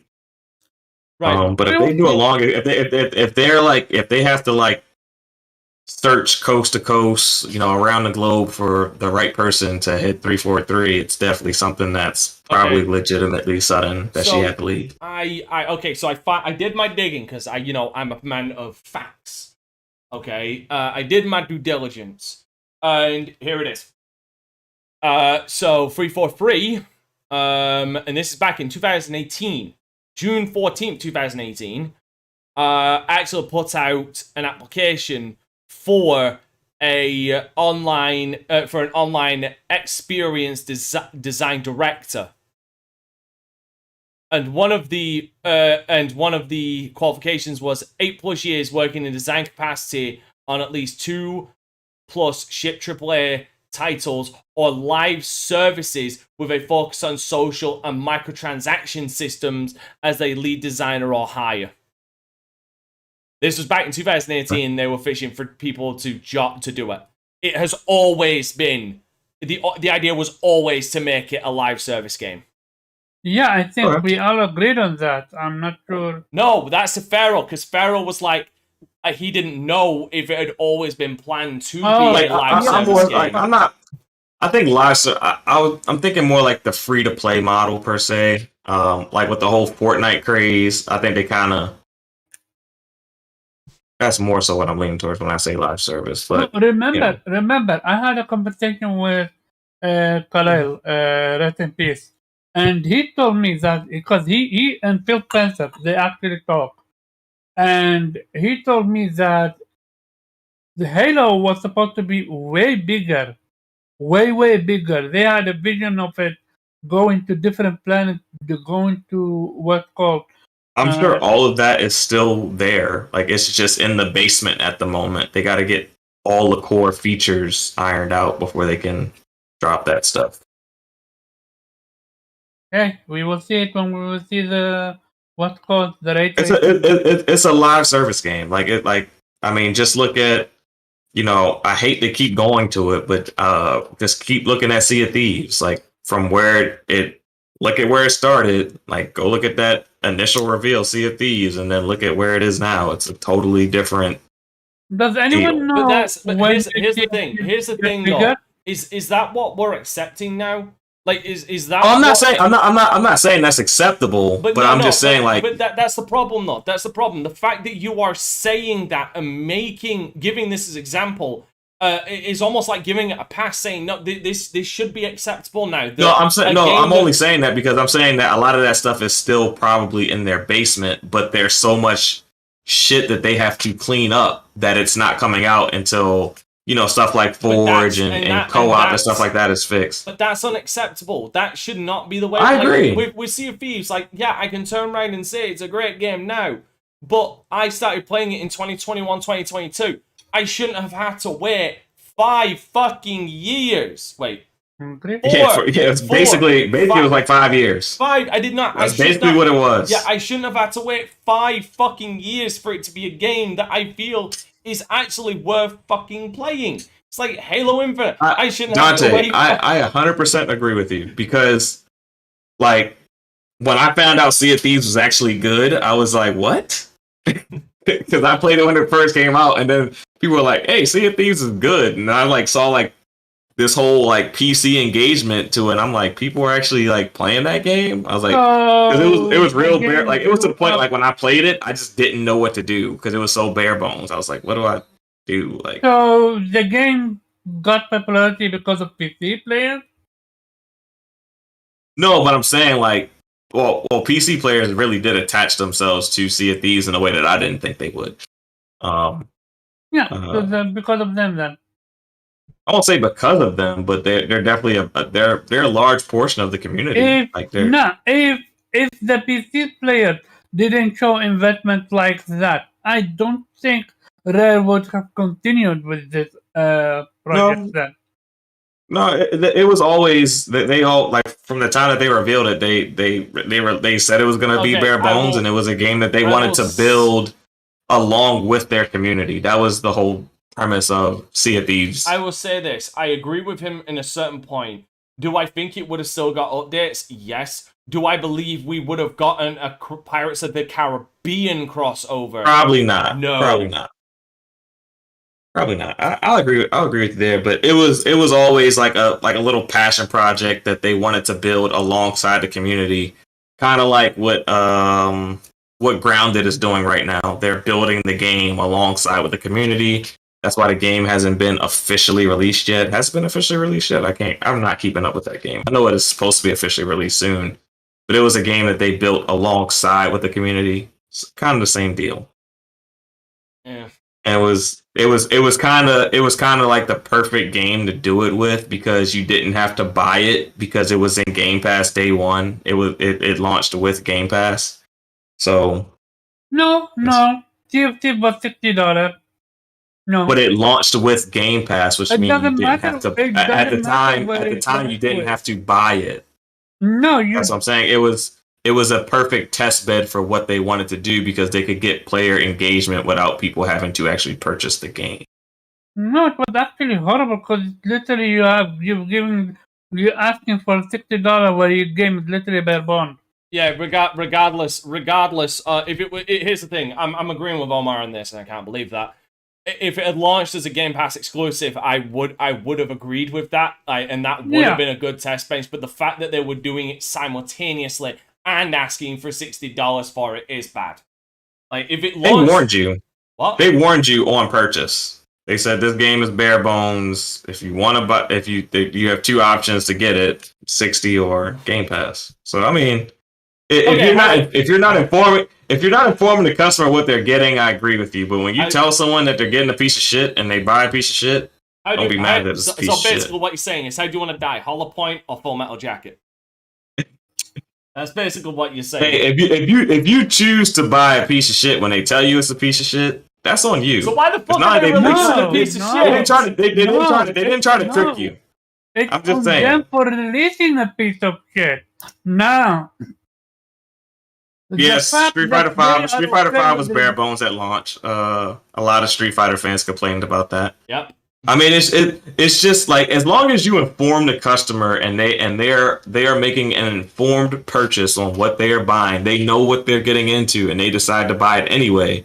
I don't have a problem with that. Like that's like it's when you have the consumer think that they're getting something that they're not, and they end up wasting their money, and you have a shitty refund policy, and I just wasted $60 on something that I really don't want to play.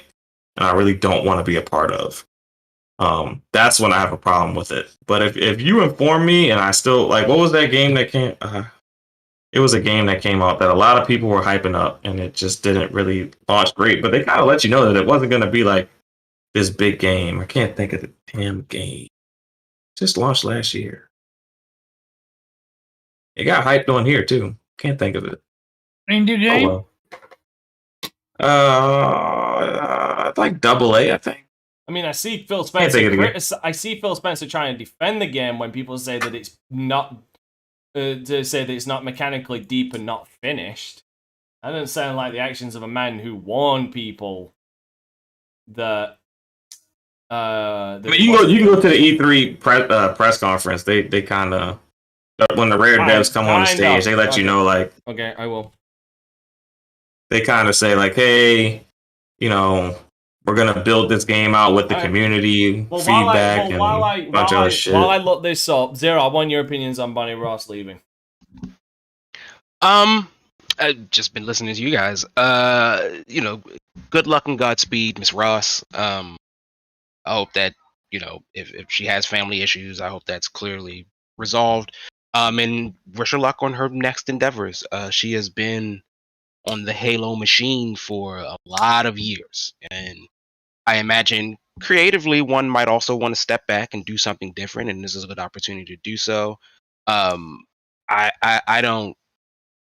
It cost me nothing to believe her as far as the family is concerned. But like also two things can be true. You know, she can have a sick family member, and now is the perfect opportunity for, you know, she'll probably be getting pressured to like leave or understand that this is time that's going to happen. So what better opportunity than now? I've been a huge fan of Halo since the first game. The only one I've never played is Infinite. And Infinite didn't really do what I needed it to do. Part of it is it had an unfortunate hill, an impossible hill to climb, because the standard was to be, you need to reignite one of the greatest first-person shooters of all time. And that, I don't know if anybody can like live up to that standard. And all of the greatest FPSs of all time really haven't lived up to it. Doom might have kept up, but Doom also doesn't really rest a lot of his laurels on PvP. So I am going to absolutely disagree there. Doom was the literal innovator of deathmatch. It was and Shamu was the innovator of what Yakuza wound up being. And it was one of it was the innovator of it, and Doom's whole longevity was Doom maps for multiplayer as well as the multiplayer keeping up. Like, no, like one of its legacy defining traits is its multiplayer, which Doom 2016 failed at. Like, I will fully agree. Here's the thing, I'm not saying you're completely wrong, but like Doom 2016 didn't keep up in all aspects because its multiplayer, quite frankly, was shite.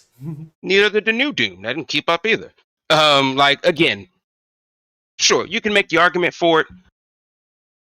I'm going to make the argument against it. Doom is a fantastic first-person shooter. The 2016 version and the modern version, the 2020 version, have kept that essence alive of what it is to be that probably one of the greatest first-person shooters that does not solely rest a lot of its laurels on multiplayer. An entire, you know, Unreal and things took what Doom was doing and blew it up. In a similar way where Halo, is responsible for an early part of the what we know as esports today, where MLG gaming came out of sort of that era. And it did so while also balancing a pretty pretty well written story. All the way through, 1 through Reach.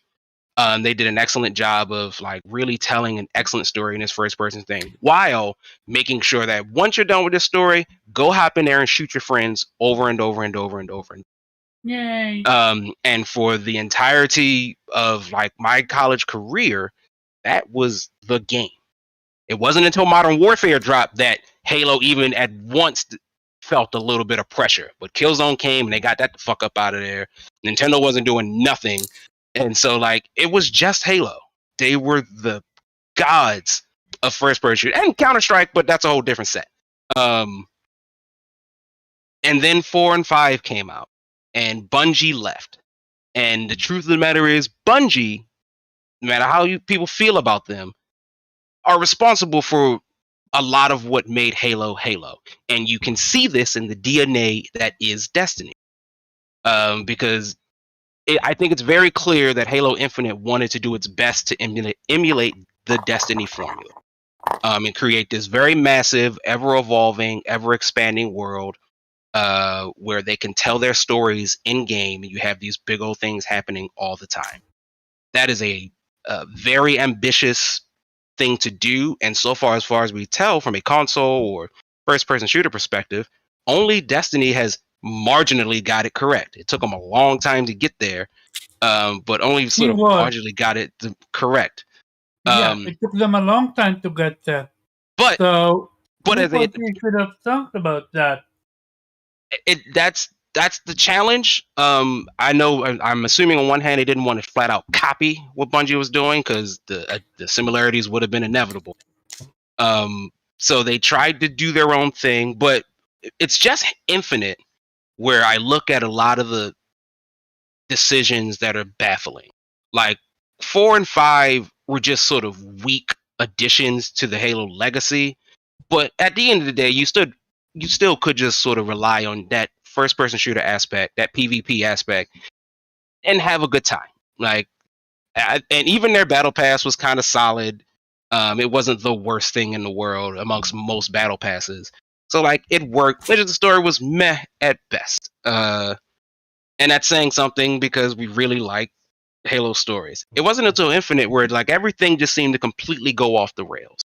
And it felt like I hear you, Pharaoh, when you were like, a lot of the stuff they wanted to do was in the basement. It just feels like a lot of the stuff that they omitted should have been that should be day one basics. Then everything else is the like big pie in the sky type of things, but like the basics of co-op, the basics of Forge. They were so focused on making this grand game that they forgot about the fucking basics. The fundamentals. That's like, yeah. And that falls at her feet for sure. Yeah. I agree with that. Like, because I have to ask, like, what's the decision making? Right? Because what sort of makes Halo work. And like Black of the Love, I believe Halo 5 sold a bunch. So it's not like it wasn't necessarily making money. So it's like when you get to this Infinite and you get to this sort of ever-evolving world, always on type of space, what's the decision process in keeping it together? Because again, you look at Destiny, it launched with the promise of something similar to what No Man's Sky did, and like, this is a massive thing. And then like the weight of it all came down on them, and like once you beat Atheon, it's like there's literally nothing else to do here. I just keep running Atheon over and over, and that's boring. But there was not even one single raid back then. The Atheon was the raid back then. It's the first raid. There was a raid in Destiny. So hold on. So looking at it, just looking at the numbers that I was able to find, Halo 5,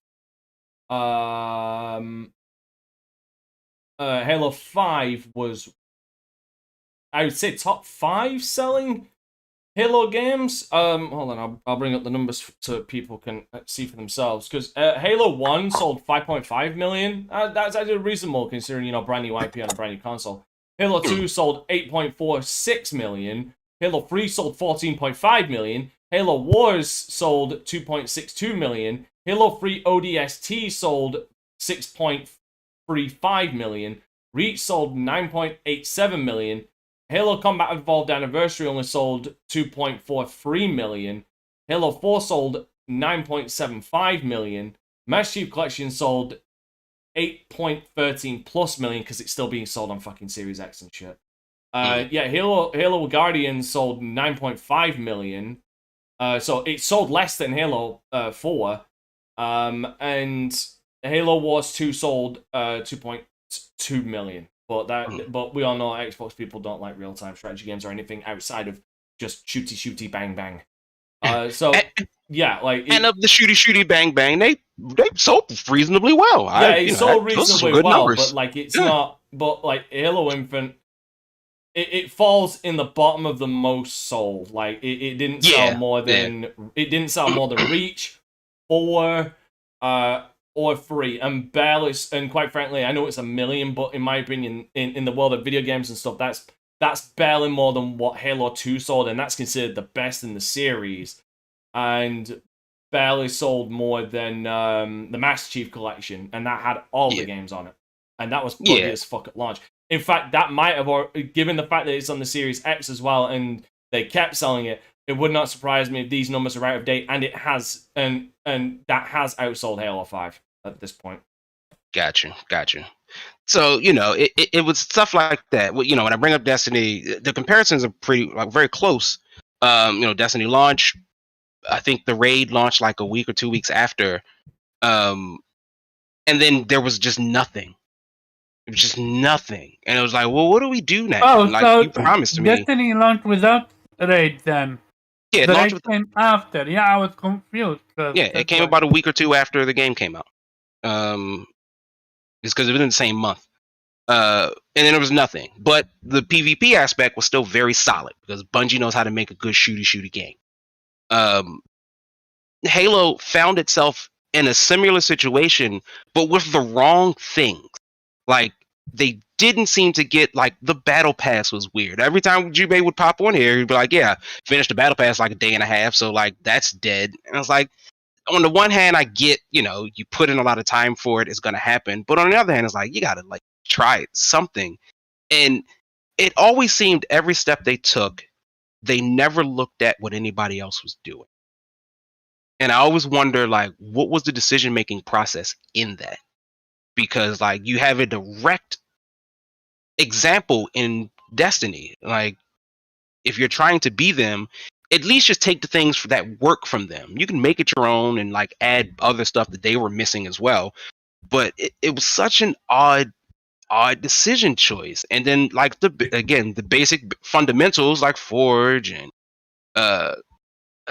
couch co-op and just co-op, like, come on, man, these should be day one things. These should be the things we should expect. So you can't be like, oh, well, we gave you Forge. We're supposed to have Forge anyway. Where's, like, the good stuff? Yeah, I agree with you all the way. Zero. Ray tracing. Yeah, I mean, there's this part, like, I don't. Well, ray tracing ain't really. I mean, it puts so much tax on the hardware. It's like one of the features that you hyped up. Yeah, and they also promised couch co-op. Like they did promise that. Yeah, so it's like I really do hope they can steer the ship correctly. They have an opportunity to do so because, as we've seen with Warframe or No Man's Sky or Sea of Thieves or Destiny or The Division, there is room to grow here. I don't know what that looks like for Halo. From what I hear, I'm not just getting. And part of it is I've not played Infinite, and I've not watched the story of Infinite. I have a general sense of it, but like I don't know like in the real ins and out to it. So it's just like I don't really know what a better version of you looks like. Because right now you just got to get to the base version. That's like the worst part when you mention like Destiny. when we're mentioning Sea of Thieves, what was the other one you mentioned? Like, you just mentioned one that made me like click like this point in my head. There's No No Man's Man's Sky. There it Sky. is. No Man's Yeah. Sky. Like, No Man's Sky should have been the cautionary tale of why because No Man's Sky isn't even a live service game. But No Man's Sky should have been the cautionary tale to live service games that you need to launch with content. Don't overpromise, which, again, I would recommend the fall and rise of No Man's Sky, because the story of that studio, like, you look at it from an outsider's perspective or hear of it by word of mouth, like, you'd think ill of that studio and everybody involved, when majority of it isn't even their fault. I would recommend watching it, and I'll even put it in chat for people to watch afterwards, because it's so fascinating and puts it in a whole different perspective. But it should have been a cautionary tale of games need to launch with content. Like, we can't be looking at what a game looks like years down the line, because No Man's Sky got more popular, in my opinion, or at least found its audience, like the ones who were going to stick around and keep playing it years later. But yeah, they waited. The what? No. They waited. No. It's got nothing to do with waiting, Omar. It's got nothing to do with they had waiting. to fix it. Exactly. It's a case of they actually got to the game that they promised, right? Which is the problem. Like, when you can turn around and say, "Oh, I'm going to we sold 6 million copies at launch." The problem is, by the end of that week, you've only got like 700,000 people playing, maybe less. Right. And it's like, are these people gonna come back? No. Like, you need to come out the gate swinging. And to your point, Dante, hold on. Yeah, it's like, yeah, cool. See if No Man's Sky has a good number of people watching, but that pales into comparison of what they would have right now if they launched with what they promised and then kept building off of that. Yeah, and I think I let I Zero can speak. answer- I unfortunately interrupted him, so I'm now telling no. you. let him speak. It's just like I agree with the concept behind it, because unfortunately, getting better turns into the baseline. And so what No Man's Sky when No Man's Sky got better is when they gave us what they promised, but that promise was always the baseline. Yeah. And so, like, technically, like, did it get better, or did we just get the game we were always supposed to get? And See, my issue, I think it's challenging, because again, I speak as a huge like I'm a big fan of Destiny, so I know I'm slightly part of the problem, but I do believe personally that initially, like, Destiny did launch with a lot of the stuff it said it wanted to do. It just did it very stupidly. No, Destiny launched actually with less content. Story was cut off and stuff like that. And They edited their story, and then they changed it in things like some certain characters who stopped showing up in Destiny 1 appear in Destiny 2. They readjusted their entire story completely, but from I think it launched in September. From like September to December to January to February, it was content complete. But that game was being sold off the idea of something very similar to World of Warcraft. And so when you pictured World of Warcraft and you played Destiny, it's like, there's nothing here. As opposed, I could do so much stuff in World of Warcraft. And so because that's their only direct comparison at the time.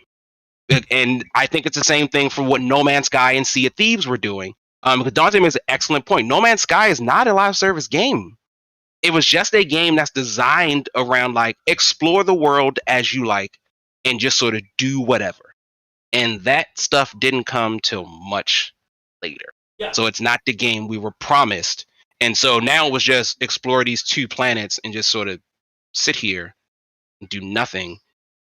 But I will say, and it's not to let them off the hook, but depending on what's being made, I do not envy the people having to do it. There is nothing like Destiny currently, right? Like, it is sort of one of a kind in what it was trying to do and what it's doing now.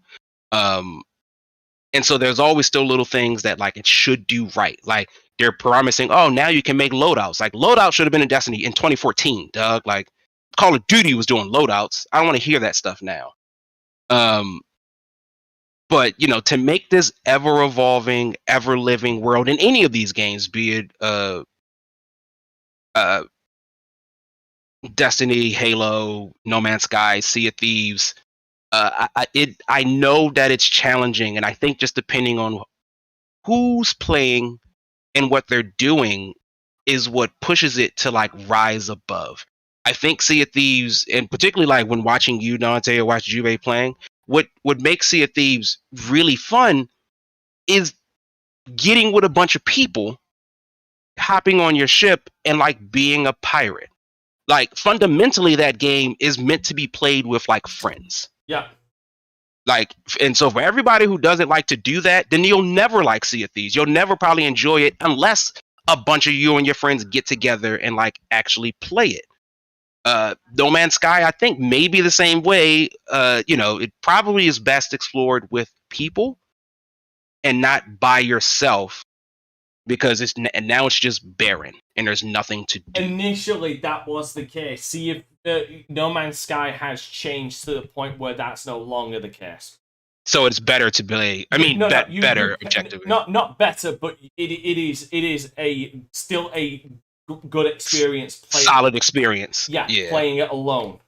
Yeah, because, and I imagine the same for Grounded, right? Like Grounded feels from design up is like, play with friends, guys. Like this isn't a single player affair. You can certainly do that, but that doesn't feel like the spirit of what this is supposed to be. And I do think a lot of people run up against that because a lot of people, I think, are much more comfortable playing like by themselves. It's not just that, but also, again, unlike it's not just that, but you've got to remember that, like, okay, so to give a little backstory on it, the head of Hello Games has severe social anxiety, and he's the guy who was promising all of this stuff. So you put this man who has severe social anxiety, and you put him in front of a camera and a bunch of people, and he's being led with these questions to say, "Oh, is it going to have this? Is it going to have this?" Like originally, No Man's Sky, I believe, didn't actually have the intention of having multiplayer. Right. Like not entirely. I'll need to check the Rise and Fall again, which again I've linked in the channel. I do recommend watching it. It's a fantastic watch. And with all of your guys' points, the one thing that I hate with these live service games that release in these bare bones states is that typically I feel like a lot of people that initially invest in the game are not the ones that enjoy the fruits of the game when it's fully complete, because they don't come back to the game. Exactly. They had such a bad they had such a bad initial experience. I mean, I'm not saying everyone, but I think a lot of people that initially invest in what you promised don't come back when it's actually delivered. No, exactly. Oh, you're right on. Right now, how many of those? Like, hold on, let me double check. Like, I know a lot of people will call foul me checking it on Steam, because they'll turn around and say, "Oh, but it's the Xbox crowd that keep this game going and shit like that." But let me check the Steam players who are playing Halo Infinite right now. Like, because here's the thing, you got to look at it as a microcosm of what's really happening. Because if it's happening on Steam, it's going to be happening on Xbox as well. Maybe not to the dramatic of numbers, but it's going to be happening. Alright, so give me a second. Let me see what the current player numbers are. Alright, Halo charts. Let's see. They were bad. Yeah, like in the last 30 days, the peak numbers have been 7,941 players. Yeah, they were bad. Last time I checked. They're probably sitting on probably like 30,000 concurrent players at the same time total. What, on Xbox? No. Between Steam, Xbox, they're on the Epic Game Store as well, and they're on they have their own. Oh, they're not on Epic, and they're on their own Xbox PC thing. I don't think it's on Windows. And I guarantee you. Yes, it is.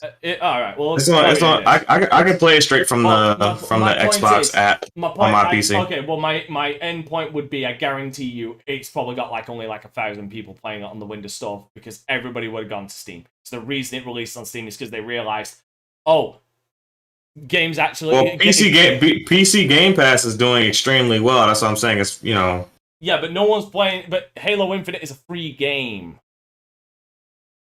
But if PC Game Pass is doing well, then people are as a byproduct, they're playing through the Xbox application. That is inconsequential to Halo Infinite. I'm not saying that. So that why you PC Game Pass is where. So why you bring it up? Because it's a part of it. It's a part of the numbers. But I'm telling you right now. So it's not. So I'm saying between a portion of the PC audience is playing through the Xbox application. But I guarantee But that's inconsequential to Halo Infinite because I guarantee you a majority of them, about 95% of them, are playing it on Steam. Doesn't matter how well PC Game Pass is doing. It's inconsequential to a free-to-play game.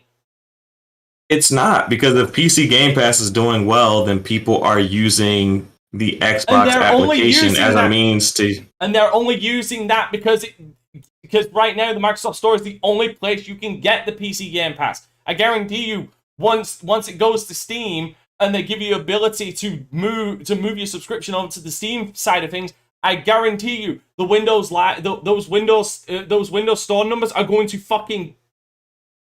They're gonna go down. It may go down, but if you're invested in a service, you're using things around that service as well. That's my point. If you're so you're already using the application, it's very easy to also click on something else that may not, even if it's free to play. I'm going to show the numbers as well to people. I'm going to show the numbers to people.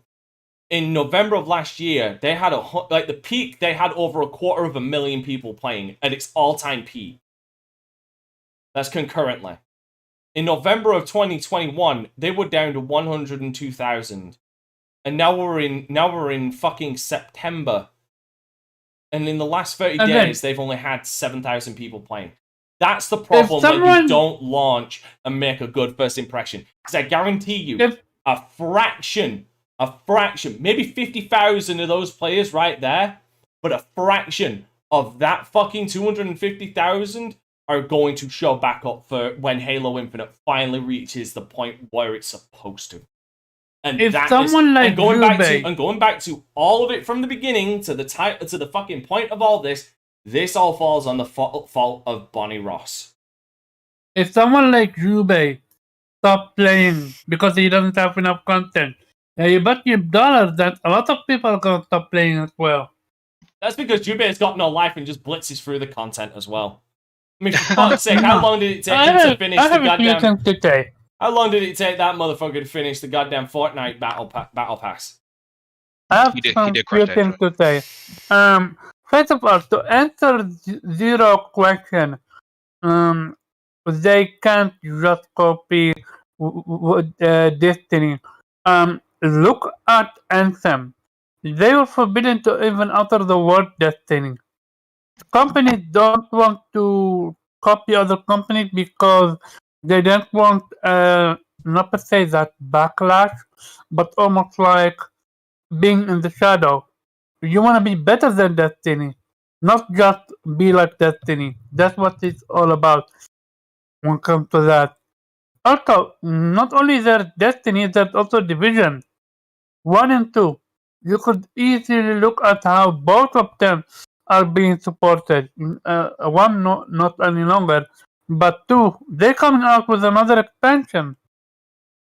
And to me, this frustrates me because, and I absolutely hate what Pharaoh says that live service games for most part are always what's called bare bones and bare bones. I mean, that is the truth of those type of games, though. I mean, I'm not justifying it. I'm just stating it as fact. You're not. But I'm just saying how I hate this comment the most because it shouldn't be that way. This is not something that we, the gamers, should be accustomed to, nor should the developers get away with it unless your game is free to play. Even then, I don't think you should, because again, it goes back to the problem of how many of those. If you start free to play, and you get like again let's go and say 500,000 people, like, but your game is bare bones as shit. Even if it's free to play, how many of those people are going to come back during the next expansion? That's on them, but at least you're not fucking your consumers over by having literally your game being what $60. Again, Sea of Thieves was $60. 67. It's one thing to sell a game like Sea of Thieves for $60. It's something else to have it for free and let people know. Yeah, this is a free-to-play game, so you can come in and go whenever you want to please, and when there's enough content, go ahead and enjoy. So I'm on the Xbox website, and Halo Infinite isn't even in the top 50 of most played on console. And there lies my whole point. I'm looking at PC because they got it for console and PC with their most played list, and I'm going through their most played too. Oh, they make the top 50 for PC, but for PC they specifically highlight that in the top 50 it's the campaign, it's not the multiplayer. Which is a bit of a problem. Does my point need to be made any clearer with Pharaoh's statement right there? I will always go back to what I read on Twitter, which is the more you play, the less XP you gained. Back then, now they changed it. I couldn't grasp that in my brain, how you would play a game where it literally fucking punish you for enjoying it. They clearly didn't have the thought process behind that must be that people are playing the game more because they want to reach that next level, so let's make it a little bit harder, being that they're spending so much time playing it. Or maybe they're playing more. That way they're incentivized to keep on playing. No, actually what it does is it let me know that they don't care about my time, and I'm not gonna care about your time. Mike, the game, I'm sorry. When I've ever heard of a game literally I'm just talking about the mentality. They're trying to entice those people who are already committing a lot of time. We've gone way off track with because this was meant to be about Bonnie Ross, but again, it kind of does still like wholly fit with the whole idea of Halo going down as a series, and I guarantee you right fucking now, Halo 5 years after the fact had better fucking player retention than Halo Infinite, quite frankly. But we need to move on to the next topic, and that is Jim Ryan on Call of Duty deal. Because apparently Jim Ryan doesn't think that the Call of Duty deal that he's been offered by Microsoft after this 3-year contract is up is good. So let's read this article by Engadget. So Sony CEO Jim Ryan has revealed that Microsoft offered to keep Call of Duty available on PlayStation for 3 years beyond its current Activision deal. So whenever the current Activision deal ends, which I think is in 2024. Is it 2024? No, okay. 26. I was thinking it's either 2024 or 2026. Okay, I thought it was 2024. I might be wrong. You can someone look it up. In fact, Zero, I trust you more than these two. Could you look up when the current PlayStation Call of Duty deal ends? Sure thing. The current one. But yeah, so this is not, ladies and gentlemen, about the deal that is currently going on. This is about a new deal that has been offered from Microsoft to PlayStation. Which includes content. Hold on. We don't. Well, maybe it will go into this, but I haven't heard any specifics about the deal. But we'll see if it brings it up here. For 3 years after, after almost 20 years of Call of Duty on PlayStation, their proposal was inadequate on many levels and failed to take into account the impact on our gamers, Ryan said to Game Industries Biz. Last week, the UK's competition authority said it is concerned that the Microsoft $68.7 billion Activision Blizzard acquisition could harm rivals by shutting them out of the popular games like Call of Duty and World of Warcraft. Xbox chief Phil Spencer essentially responded by saying that the company made a deal with Sony to keep Call of Duty on PlayStation for several more years in an offer that goes way beyond typical gaming industry agreements.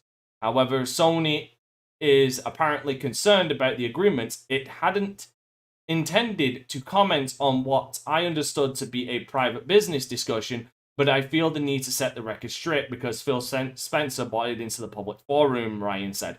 Microsoft has only offered for Call of Duty to remain on PlayStation for 3 years after the current agreement between Activision and Sony ends.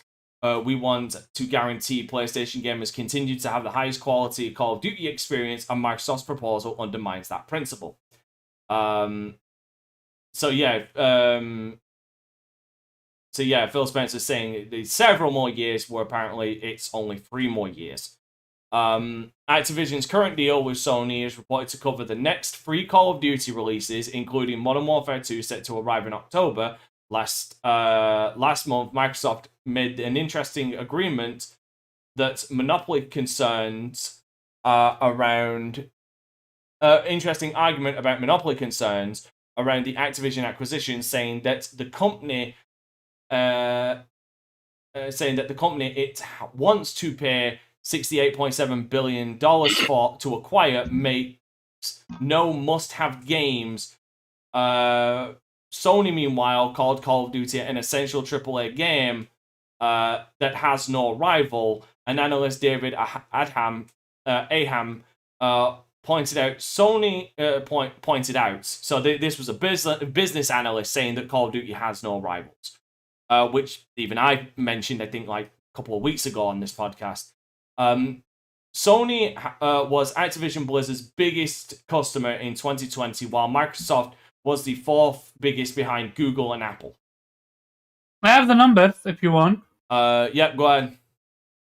Okay. Send them to. Well done. Do I read them or? Send them to me so I can bring them up. Okay, on, give me a second. Screen. Send them on Twitter. Send them on Twitter. Yeah, that's all I will do.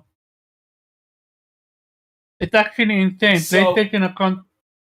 So seeing what is being said, Phil Spencer said that, like, because it clearly stated that, and here's the thing, because with this being said, it basically is that if you don't, because I mean, it would be a case of this in any business, so I'm not exclusively saying this about the Call of Duty deal, but it is basically boiling down to you accept my deal or not Call of Duty. Like, as it would with any other business interaction involving intellectual properties. Give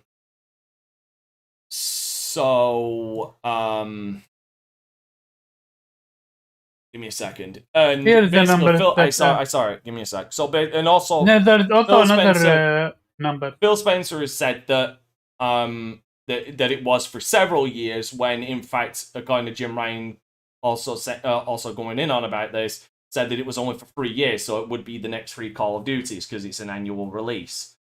Here, I sent you 2 several 3 years is such a vague fucking term, but like you would think several years would be at least like 7 years or something like that.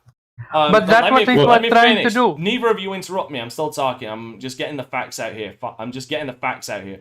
I did mention this a couple of weeks ago. When the whole Brazilian thing came out about Sony making things with Brazil. I turned around and said, UK and the European courts were going to be the hardest ones for them to pass. And by the looks of it, the UK ones were the first ones to get to it. Because they are currently looking, if unless Microsoft can bring in a good argument, they will be going to a phase 2 investigation on this if it hasn't There is already. also Australia. Because they're acting in Australia. Sony's best interest. Okay, not so in the I have a consumer's. few things. Okay, to now say about- that's that. So what? Well, hold on. What? So hold on. I'm curious. Are you saying that? Are you saying that the anti competitive? Sorry, are you talking about the competitive board being in Sony's pocket? Is that what you're saying? Because I'm saying they're acting in Sony's best interest, and we can kind of see that based on their statements falling in line with Sony's arguments okay, from what we got from the Brazilian. But the problem. So they're direct. No, you're not let. You asked me a question. You gotta let me finish. What the competitive board at the UK said correlated directly with what Sony's position was to the Brazilian court. So obviously, they looked at what Sony's statements were, and I mean, it's literally word for word, bar for bar. Like it's right. No, they also said this is beyond Sony. They even said it. This is not only with Sony. How is it beyond Sony? What other platform does Call of Duty launch on? It's not on PC consistently. Yeah, this is what, not about. Hold on, wait, hold on. What are you talking about? It is consistently on PC. Vanguard launched on PC? Yes! I could have swore y'all told me that it doesn't launch every year on PC. No, I've never fucking said that. No, we said that it doesn't have the $70 price tag. No, yeah, and I also turned around and said that, and the only thing I've turned around and said is that it stopped launching on Steam and launched on their own proprietary launcher, Battle.net. So, I want to read to you just how insane these numbers are for PlayStation. Call of Duty is consistently the number one most sold game on PlayStation year over year. In 2021 alone, 2 different Call of Duty were in the top 3. First one was Vanguard, number 1. Then you come with Madden. Then Black Ops, number 3. And then you go to the other article, which is basically PlayStation account for more than. Give me a second, I have it here. Where is it? Cause it's fucking crazy. Yeah, so here it is. When it comes to revenue, Call of Duty recently reached $30 billion in revenue, with the majority of sales coming from PlayStation players. Here, and we have here Activision shooter primarily sold on PlayStation platforms, with PlayStation 5 accounting for 41% of sales. PlayStation 4, 29% of sales. Xbox One, 19% and Xbox Series X and S, 11%. So you need to combine Series X and S, so the entire Xbox platform, just to rival PlayStation, just to be 1% more than PlayStation 4 alone.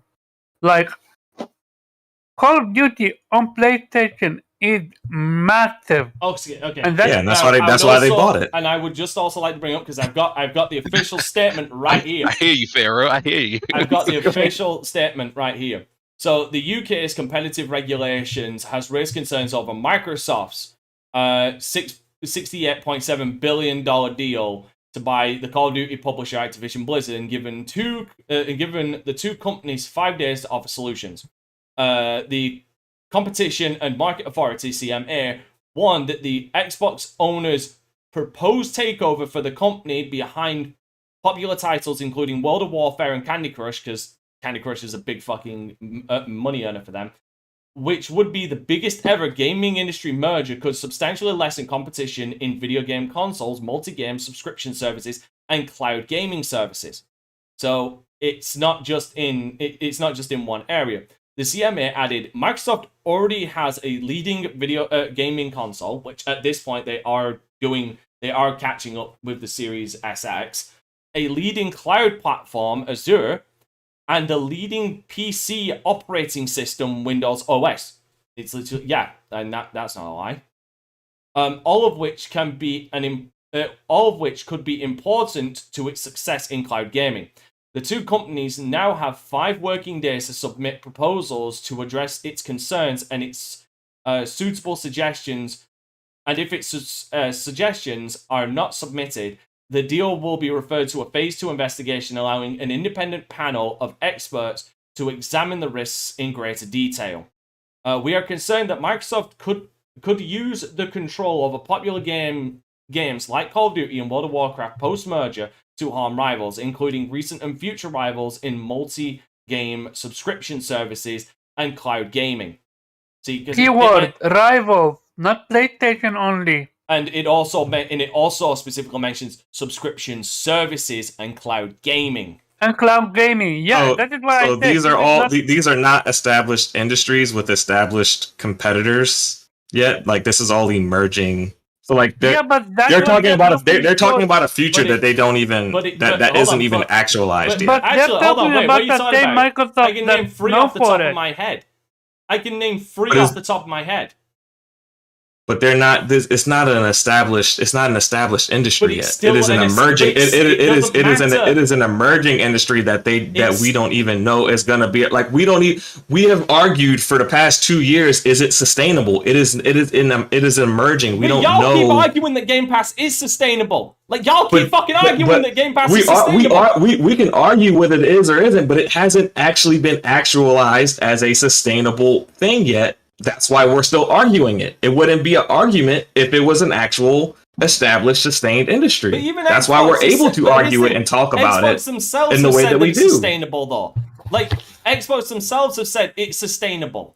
So they have said it. It has said it has, but there are still questions all across the industry, from developers and publishers alike, about the sustainability of Game Pass and subscription services. We just saw the Callisto Protocol call out the sustainability of releasing games into a subscription service. We literally just saw that. So there are still questions. It is not an actualized market yet. It is a goal enough that they're taking concerns about it. They're taking concerns. They're projecting that there's a possibility. No, it is what we call an emerging market. It is not an established market. It is emerging. So we don't know that this thing is going to be around 5 years from now. We don't know if cloud gaming is going to be a legitimate thing. It is an emerging market. It is emerging technology. They are forecasting.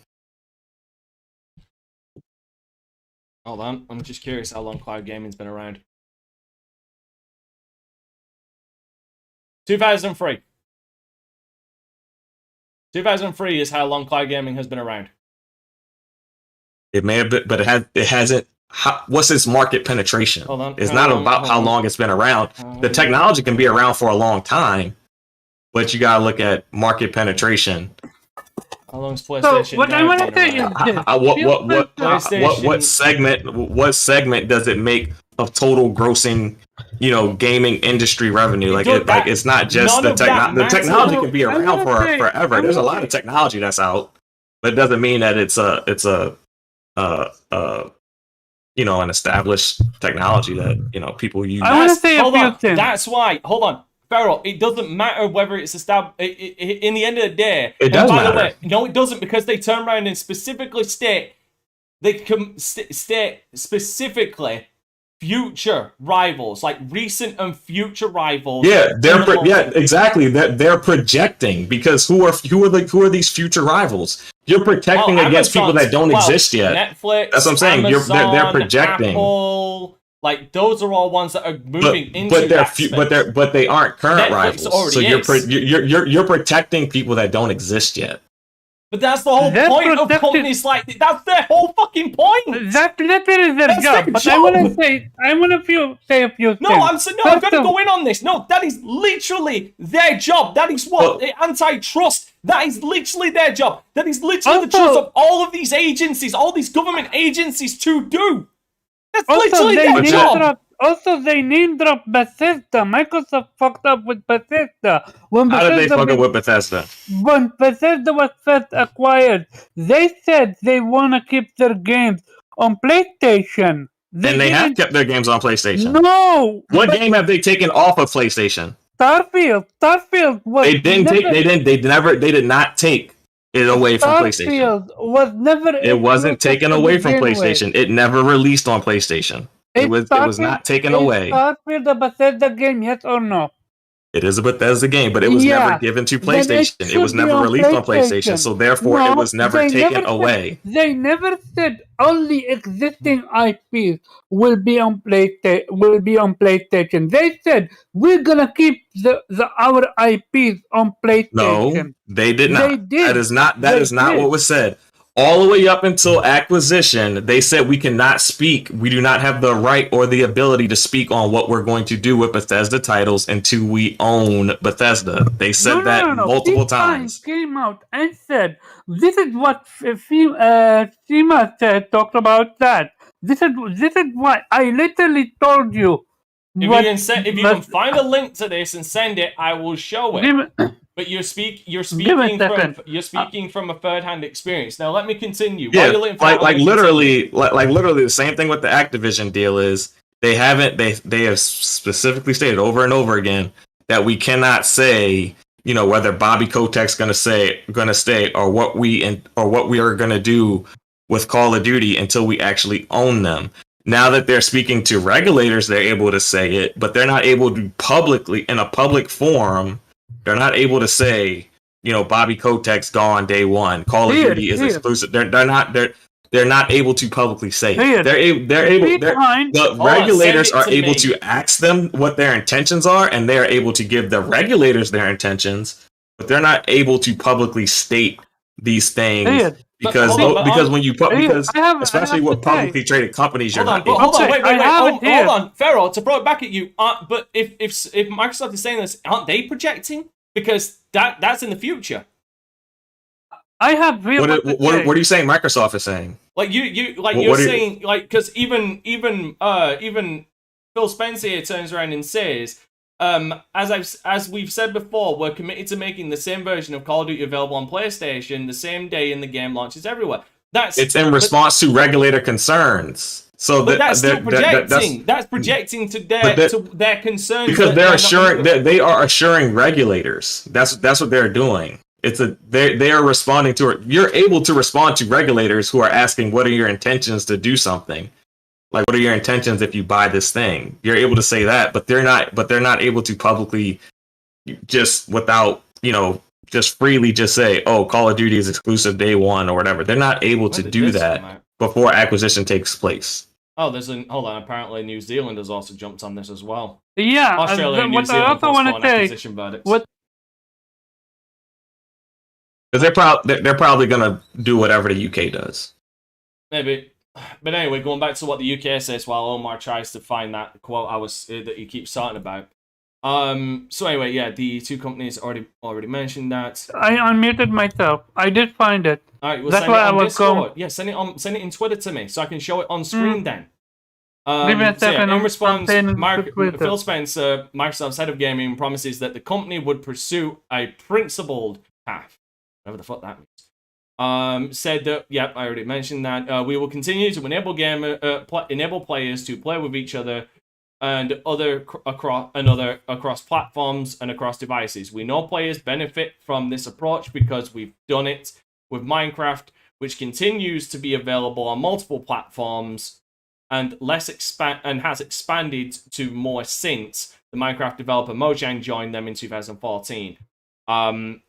As we extend our gaming storefronts across new devices and platforms, we will make sure that we do so in a manner that protects the ability of developers and chooses how to distribute their games. At the same time, however, Spencer also confirmed that the Activision Blizzard games Overwatch, Diablo, and Call of Duty would be on Netflix for game subscription service live Game Pass.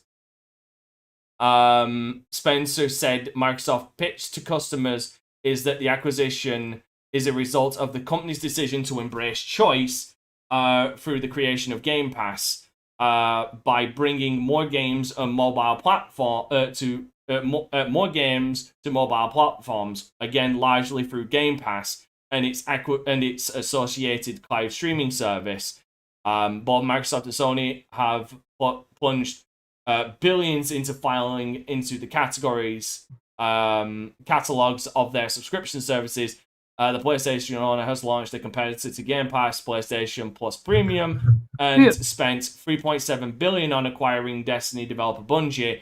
Microsoft already bought ZeniMax. Yeah, we know about that one. The bidding war funneled. Yeah, so that's basically the end. But yeah, I mean, if they've got Game Pass on, was that? And here, hold on, just give me a second. I want to reread that part because that's creation of Game Pass. One sec. Where was that? To its it's Netflix for games subscription service Game Pass. So yeah, so it's only coming to Game Pass. It's only coming to Netflix through Game Pass. Yeah, and here I sent you a few articles. The first one is and before we go into Pete Hines' comments are invalid. He was a Bethesda employee. No, you have to listen. He is a Bethesda employee. He was not an Xbox employee. It does matter what he is. He wasn't speaking for Xbox. He was speaking for Bethesda as a Bethesda employee. He is able to do that. He could say whatever he want prior to acquisition. He wasn't owned by Microsoft. So you can't use his comment against Xbox. I can because you cannot because he was not an Xbox employee. It doesn't matter. It does matter. It isn't. Hold on. It isn't just Pete Hines. Hold on. It's Aaron Greenberg as well who apparently said this. What about and he's an Xbox employee, so don't. Aaron Greenberg said what is the date that he said it, and what is the date of acquisition? Now you're flipping. Now you're changing. I'm not.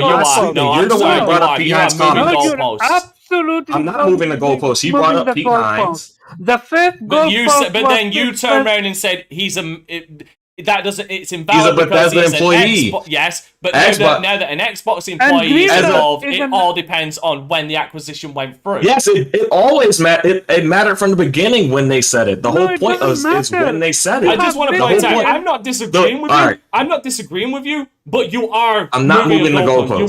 You are. I'm not moving the goalposts. All right, time out. From the very beginning, my initial comment was that Xbox could not say anything about what they were going to do with Bethesda games prior to acquisition. You're saying Aaron? Yes, that is my initial position. Yeah, and then you said Pete Hines said something. Yeah, and then I looked it up, and Pete Hines, it was a Bethesda employee. He had the right to say anything that he wanted to. Before that, he had the right to say anything he wanted to. I know about that prior to acquisition. As a Bethesda employee, because he was not speaking on Xbox's behalf about what Xbox was going to do with the acquisition. What about Aaron Greenberg? So at the time, he was free to say whatever he wanted. You just said that Aaron Greenberg said something.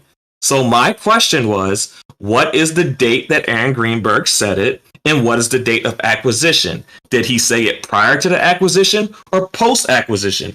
I never moved the goalpost. I just asked a question that was in line with what my original argument was that Xbox was not able to say anything about what they were going to do with Bethesda IPs prior to acquisition.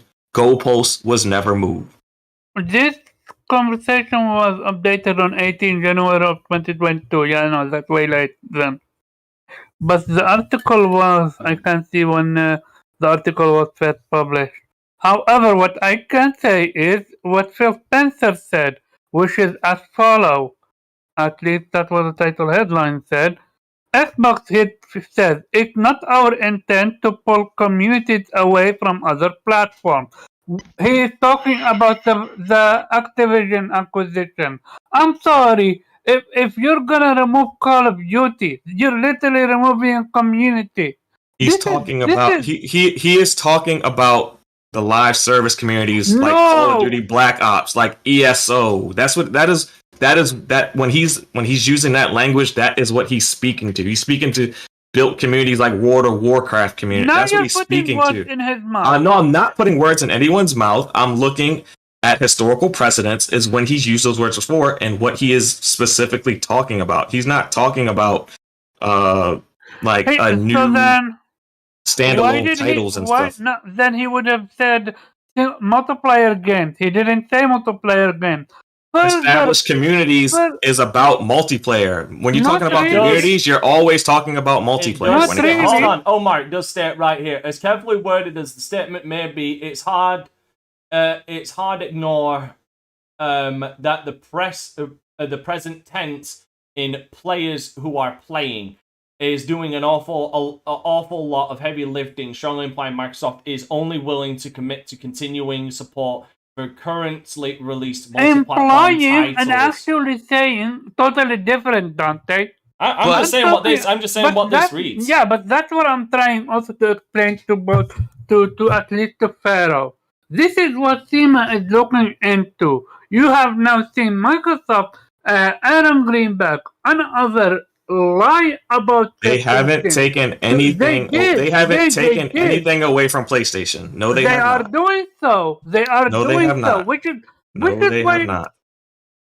They have not taken any. They have not taken away any IP from PlayStation. They have bought these companies. So you're telling me they have bought these companies, and they have moved. The only thing that you could argue that they have taken away from.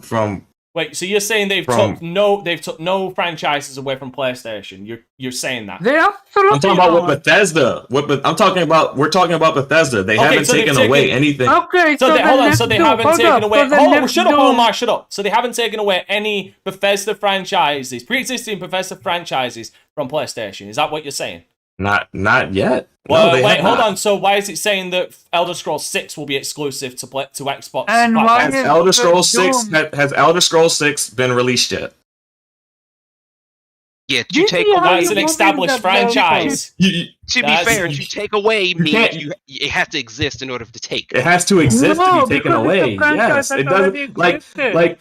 We don't like Elder Scrolls 6 may never come out. Let me ask you this: why is the next Doom? Elder Scrolls 6 may never come out. I specifically asked you, have they taken established franchises away? You said they haven't. Yet, but Elder Scrolls 6. Which is being made. It's not out. Oh my god, that's a goalpost. Why is the next Doom exclusive? There's another Doom. Has the next Doom been announced? I haven't seen it. That one hasn't been announced, but Elder Scrolls 6 has. But from now on, every game on Bethesda and Activision, if that deal goes through, is going to be exclusive. Oh no, the Bethesda deal has already gone through. No, I'm talking about the Activision. I'm talking about the Activision if it goes through. I am aware of the. This is what I'm trying. This is what the UK. You can say what you believe, but when it comes to like these, when it comes, but we have to deal in facts. And these games haven't come out yet. These games have not come out yet. So being that these games have not come out yet, you cannot factually state that these games have been taken away. They have not. Wait, can we at least nail down on something? I want to say one thing. 1 second, Zero. Starfield was announced before the acquisition. They revealed Starfield before the acquisition. So the fact that Starfield... Okay, when they revealed it, did it say PlayStation? I think we've done this before, and I even looked it up and said no. It didn't. Yeah, so that's what I'm saying. Like they didn't take it away. They never announced that it was coming to all it was never taken away. Let me ask you this then. There was, before the acquisition of Bethesda by Microsoft, PlayStation was trying to get Starfield timed exclusive. And they lost. They lost. That happens all the time. You don't think that Xbox and PlayStation fight for exclusivity on titles all the time, and one gets it and the other one doesn't? Let me ask my question. I was not finished. How the fuck were they able to try and get it exclusive if they didn't exist? There was already something. There was already something tangible for them to see, to think. This is what we want. This is what we don't want. Okay, and there have been games that have been acquired for exclusivity that have never seen the day of light. Because the game never came out. So if the game never came out, it doesn't exist. Starfield was Bethesda. All right, so I'll give you an example of I always go back to this game. I'll give you an example. True Fantasy Live is a game that Xbox had acquired exclusivity for. It was an MMO, never saw the light of day. So obviously it existed enough for them to pay for some form of exclusivity, but the game never came out. So therefore the game never existed. But like you just turned around and said, it existed in a form that they were willing to put the money on. Precisely! Yeah, but the game never came out. So if the game never came out, it never released. It didn't exist for us, but it existed for them to put the money down for it existed in concept. It was being developed. It was never a fully formed game. It never came out. It doesn't matter what the name. They took the name existed. The name existed, but a full product never existed. They took the time and name existed. To show you not a name. They show you a teaser. They showed you a teaser. You're not gonna create a teaser without an existing game in your mind. There's a lot of games that have been shown teasers that have never came out to see the light of day. Damn it, Scalebound! Why must you come and haunt me? There are a lot of games. We have seen a lot. Like you're acting like you've never seen a game before that they've shown on an E3 stage or on a big stage, and then the game never comes out. You're acting like it's never happened before. Okay, so let me ask you this: if Doom, the next Doom comes and it's an Xbox exclusive, is it fair to say then they did take an IP then of PlayStation? That point, yes, it's fair to say that, but it hasn't happened yet. Okay. So hold on. So question. So you think there is? So here's the thing: if we are looking into a crystal ball, all right, put all your bullshit aside for a second, Pharaoh. What do you think the actual statistical percentage chance that Elder Scrolls 6 doesn't actually ever come out? What's the statistical chance that it never comes out? Yeah. I don't know. I mean. It's being funded by Microsoft. If Microsoft really wants it, if Microsoft really wants the game to come out, they have unlimited money to make sure the game comes out. Let me give you a hint. So if Microsoft's dead set on Elder Scrolls 6 coming out, the percent chance of it coming out is 100%. Right. So let's go into that hypothetical then. Let's use this hypothetical. Let's use this thought experiment. If Microsoft, if it does come out, if Elder Scrolls 6 does come out, is that a title they've taken away from PlayStation as well? Yes. There we go. But you can't. But as a regulator, you can't punish someone for something that they haven't done. Like you can't send someone to jail for a murder they didn't commit. You've been thinking about you've been thinking about killing someone for 5 years. So because you've been thinking about it and now you possess the tools to kill them. Isn't that conspiracy to commit murder though? Isn't that literally the crime of conspiracy to commit murder? At Starfield. Hold on, shut up, Omar. But I'm actually legitimately questioning. I thought the charge for that was conspiracy to commit murder. Usually, if you're doing that, you have something to prove that. Sounds like what Pharaoh's saying is that we're talking about it abstractly. But like those people, there were a bunch of folks who tried to capture a congresswoman or something fairly recently. They had guns, they had ropes, they found talks about it happening. They had not done it yet, nor were they on the way charged with conspiracy to commit. But they did, I remember that one. However, but if you and I, Dante, just start talking randomly on Discord about random shit, crimes we may or may not commit. I would like to just point out, I know what in that scenario, it all depends on the country you're in, because in China, that shit will get you 20 years in a hard labor camp. In my country, you can get arrested for saying the most tamest of shit these days. Yes. Also, there is a difference. Yeah. Also, there is a difference between what's called talking about it and having literally video training for it, because that's what basically playable what's called teaser and stuff like that is. It's something that you need to see, you need to experience before you decide if you want to get exclusivity deal or not. You're not gonna get. So Xbox is the bad guy for buying Bethesda and quote unquote taking Starfield away when PlayStation actually took Deathloop and Tokyo Ghostwire away from Xbox. They didn't. That's a time They did. That's literally that's a. Is it okay? And so is Final Fantasy. Where is it? Where's Final Fantasy? Like PlayStation They takes away only- games from Xbox all the time. What are we doing here? What It's you're not doing, different. It's not different. It's not different. You're comparing exclusivity deal versus an acquisition of a fucking publisher. It don't matter. It don't. At the end of the day, it's a different method, but the same result. You're keeping games off of another platform. Yes, absolutely yes. Because It is a different means to the same end. Different. So Here's Zero, how how are it's you? different. Just It's a because different means to the same end.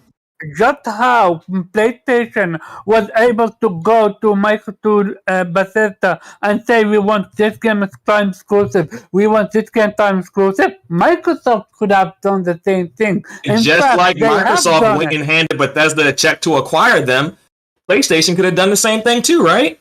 They both have the ability to do both things, right? Like it's not like PlayStation didn't have the ability to go by Bethesda. Did they not have the ability to go by Bethesda? No, because they're already doing. Do we know that? Why did they not possess the ability to buy Bethesda? They didn't have enough money. We don't know what happened. We don't know if I mean, Microsoft they bought Destiny for what? $4 billion. Microsoft didn't. Bethesda didn't put a sign say, "Hey, we want to sell" or something like of that ilk. Microsoft them. Okay. Did Bungie put out a for sale sign? They still got bought. PlayStation went to them. Okay, and they could have, and just like they went to Bungie, they could have went to Bethesda. They chose not to. They had the same ability, just like they went for exclusives. They had the same ability to buy Bethesda. If they wanted to buy Bethesda. But unlike Bethesda and what seems to be in Activision, Bungie is actually multiplat and it's staying multiplat. Okay. So the point is that they could have went and they had the same ability to buy Bethesda or ZeniMax that Xbox had. They had the same capability. They got billions of dollars. Xbox has billions of dollars. They both could have bought whatever company they wanted. Furthermore, how do we know Microsoft didn't reject Deathloop and to acquire Tokyo? Because they rejected Marvel IP. It don't matter. They took it away from it. It don't matter. They took it away from Xbox. They got exclusivity. No matter how. If you want to say that Xbox took away Starfield, the same thing goes. PlayStation took away Deathloop and Tokyo Ghostwire. No, the difference is Microsoft bought an entire publisher. Microsoft got tired of playing their game. No, they got tired of playing their game, and they said, "We got more money than you. We're not gonna buy the game. We're gonna buy the bank. We're gonna buy the whole thing." No, they literally admit we can't compete. Fuck you, Sony. We're gonna do the whole. We're gonna buy everything. Hey, we don't want a piece of it. I believe because of what's now happening with the UK and also with Australia, I don't believe the deal is going through. I'm curious, Dante. Do you think the deal going through or no?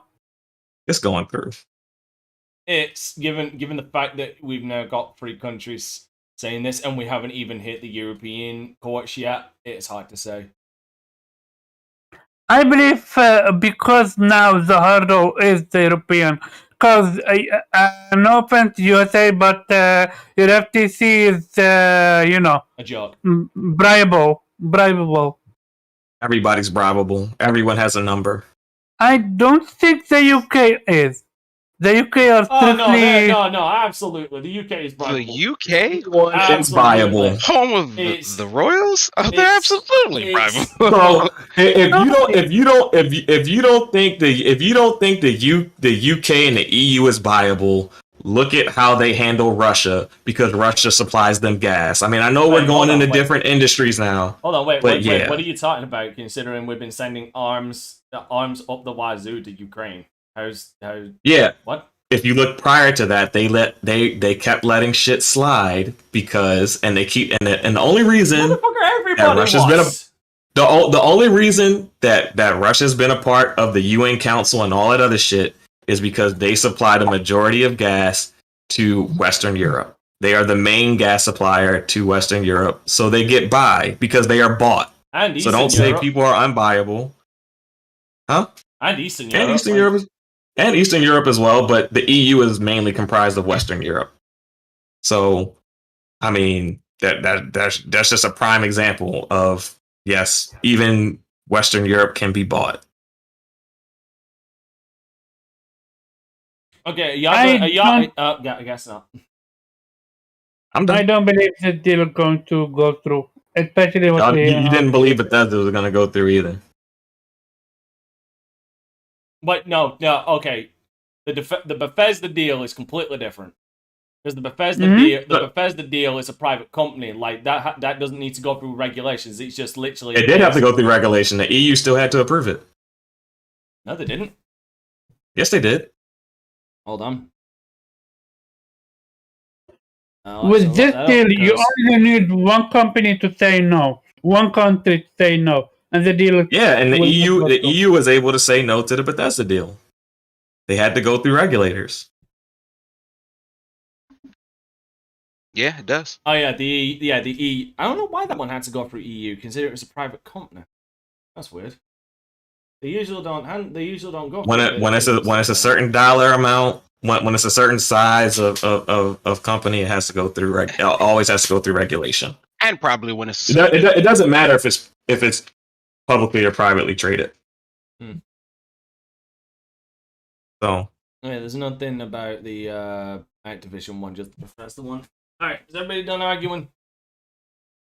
Because I mean, this was originally about the whole Jim Ryan thing. Because I mean, Jim Ryan doesn't have a leg to stand on because he's been, like I said, he's been taking away exclusives. He's been taking away games for Xbox for years, and Xbox does not owe PlayStation customers anything. I mean, like we have always said, you go where the games are. If a game's on a platform and you want to play it, you buy that platform. That's the argument we have made forever. Because we know that companies lock up exclusivities, whether it be exclusive content, exclusive games. You go where the games are. All right, I want Zero's opinion because he's been the most silent and level-headed one. Go ahead, Zero. I mean, as always, I enjoy billionaire companies fighting against each other. I don't know. I think I enjoy Omar. No, this is billionaires versus trillionaires. Big bank, tank, little bank. I think I'm enjoying Omar and fucking Farrell fighting a bit more.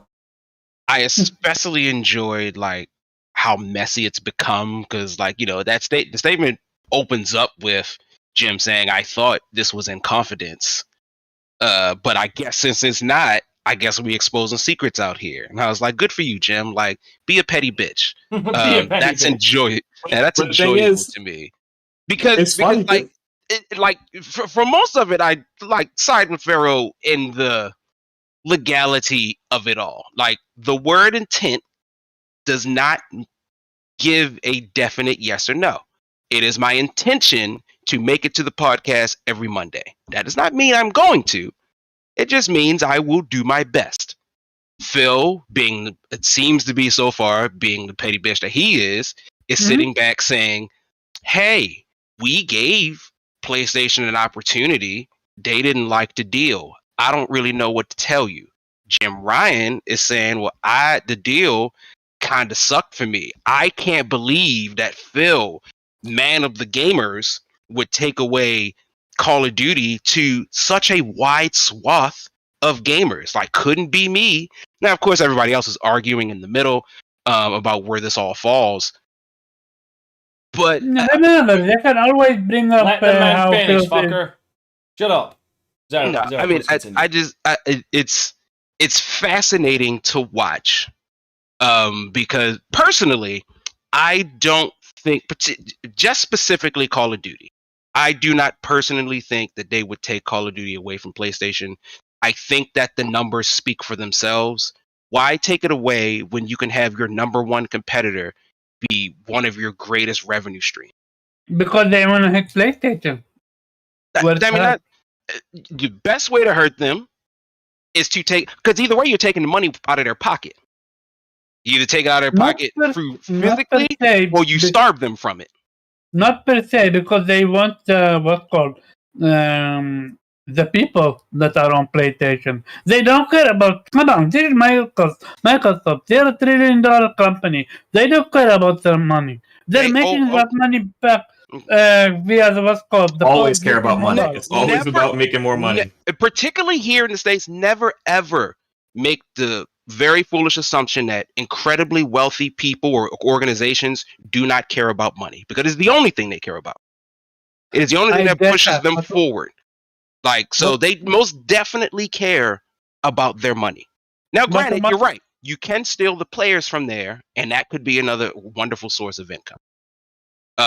It seems to me if the deal goes through, they've kind of got PlayStation over a barrel, because either you take Call of Duty away from PlayStation gamers, and so be it, but that could have the negative effect of Call of Duty perhaps not like being well received anymore.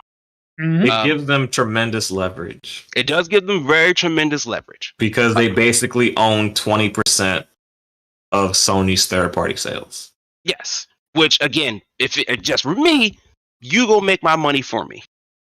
Like, I would say they own. I would say they inherently own more than 20% of PlayStation sales if they acquire Call of Duty, especially if they make it exclusive. Because a lot of people that buy Call of Duty, they buy 2K and Madden and stuff like that. So 2K and Madden is available on Xbox, so they can easily move over and get, their 3 or 4 games a year that they purchase all on Xbox. Yeah, and it's stuff like that. Essentially stifling those sales on PlayStation as well. Yeah, I mean, hell, if PlayStation, I mean, they probably would never, but, in a perfect world, PlayStation will respond back by like buying EA or something like that. And now what are the bros supposed to choose? Like, I got to choose my PlayStation or my Xbox. I just Call of Duty or my Maddens or my FIFAs or my 2Ks. They can maybe use Destiny. Probably. I mean, the thing is, and that's the truth of the matter. Streets. The Destiny's for the streets. Don't put your money. They will get out of that deal in a heartbeat if you try to tell them what they can and can't do. Yeah. And they have shown that they're experts at getting out of deals. I think that it's interesting to see where this all falls in the general perspective of it. I don't know if I don't agree with how the things are happening, but I don't disagree. I don't think there's anything like fundamentally wrong, maybe morally, with how Xbox is proceeding. I don't personally like it, but like no matter how you slice it, if you believe that Xbox couldn't compete, if you believe that Xbox said we don't want to do this route, it really doesn't matter. At the end of the day, Xbox has decided to take this path. It seems as though everybody wants Xbox to compete on the same level as PlayStation, where either they did and failed, or they don't want to. And it doesn't really matter which reasons why, right? Like, it doesn't really matter why. They've come to the conclusion, we're going to do this now. See, I agree with you, Zero, but the thing is, they want Xbox. I'm going to use a Dragon Ball Z reference here. Uh-oh. They want Xbox. Let's say Xbox is Goku. They want Goku to fight in base form. They want Xbox to fight in base form. They don't want them to go Super Saiyan God. And really throw hands and I would take your compete at their highest level. I would take your analogy and just go even further, like, because they just want them to fight. Don't you mean go even further beyond? Yes, they just want them to fight. Where Xbox is content from sitting out in space and blowing the fucking planet up. I'm not interested in fighting. Yes, I'm not doing like Frieza. That yeah, like Frieza's like, I'm done. Planet Vegeta's gone. Yeah, and so like I get it, right? Like, because theoretically that's what should make the industry better if you two fighting. But we can only speculate on where it used to be and then where it's going, right? And so I don't know what it looks like if Xbox decided to really, or to be fair, I kind of think we do, right? Like, I feel like you can't really have it both ways. You can't sort of be like, Xbox sucks. But then on the same hand, be like, would I really want them to like try better? Because from Xbox to the 360 to now, like, do you think they've not been trying? Like, they've been trying. For a lot of it, failing. So like, it's only so many times you're gonna fail before you either gotta do something different or get out of the game. They're not getting out of the game. doing something different. I think the most interesting thing in all of this, from Jim Ryan's statement, is this is the first time we've seen PlayStation speak from a stance of being the underdog or a place of weakness. Like, we need your help. I think it's the smartest thing Jim Ryan has done recently, because like everybody on Twitter can like throw up market leaders and blah blah blah. It doesn't matter. Jim Ryan's got like bosses to appease and investors to appease. If he can sort of pull public opinion and sway away from this deal, that might help. And that's a big way to be like, first off, I thought the private conversation we had was private. Second of all, you came to me with a BS deal. I can't wait until we get to find out what that deal is. But I just someone is going to leak it, and I can't wait. And I hope it's the most pettiest bullshit ass deal you ever expanded, because like if you combine Phil Spencer's and Jim Ryan's comment, we have the foundation of what the deal was. It's 3 years of Call of Duty having content and performance parity. Right. Beyond what the current deal is. So whenever this deal ends, you get a 3-year. It's basically a 3-year contract extension of content and performance parity of Call of Duty. No, not according to this. According to the issue, according to the thing, it's just you get Call of Duty for 3 years. Plus all updates. Phil Spencer said we offered several years of performance and content parity.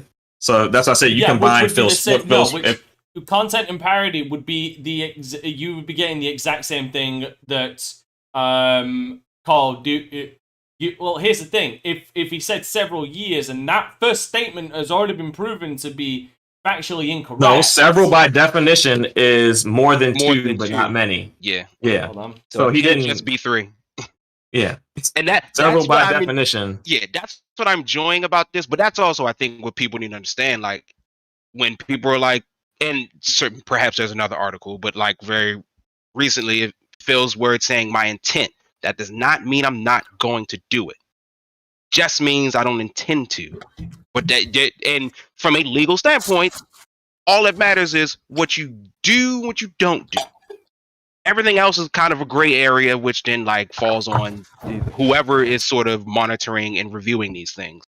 But like, if I don't flat out say I will never take Call of Duty away from PlayStation, then everything is up for grabs. Like, you don't have to like it. It's BS parsing of words and splitting hairs, but that's how this operates. Like, they're smart to not fully commit to anything because they don't know, or they do know, and like they don't want to fuck up the deal and say something bad. So like, I've always said I don't like the acquisition talk anyway because I don't like the acquisitions. But if we're here, like we're here. So if the deal ends in 2030, like Call of Duty could fall completely from grace and be the worst game ever by 2030. Like, and no one would care. Which is and that's the other part from like the Twitter side where it's just like, so what happens if it sucks? Now everybody's pointing and laughing at Microsoft. Like the industry, like the gaming industry changes so fast. Like Call of Duty could go from being the top game. Like we've seen games fall from grace, or franchise series fall from grace, and I mean it's like 7 years in business is like a damn near eternity, especially in the video game industry. I think Call of Duty that's a whole generation is an excellent example. Like it had a lot of games and like did very well.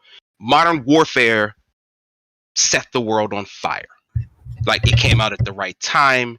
It was an excellent game, and then followed up with pretty great games there before then. But like a lot, and I'm speaking from like a college age, 18 to 20. Because before Call of Duty blew up, it was Medal of Honor that was the big game. Yeah, like it was this World War II setting, and like it was doing as well. As far as like the World War II, as far as the military games, it was Medal of Honor. Yeah, and in the PlayStation 2 era, they kind of operated in the same space and did equally as well until Medal of Honor just got shit, and then Call of Duty kind of blew up with Modern Warfare. Yeah, but like, and so you agree, like it was right around that college time where like us who are now 30 plus were first introduced to that. The problem is we've entered into a market space where competitiveness is the margin of competitiveness is getting smaller and smaller and fucking smaller.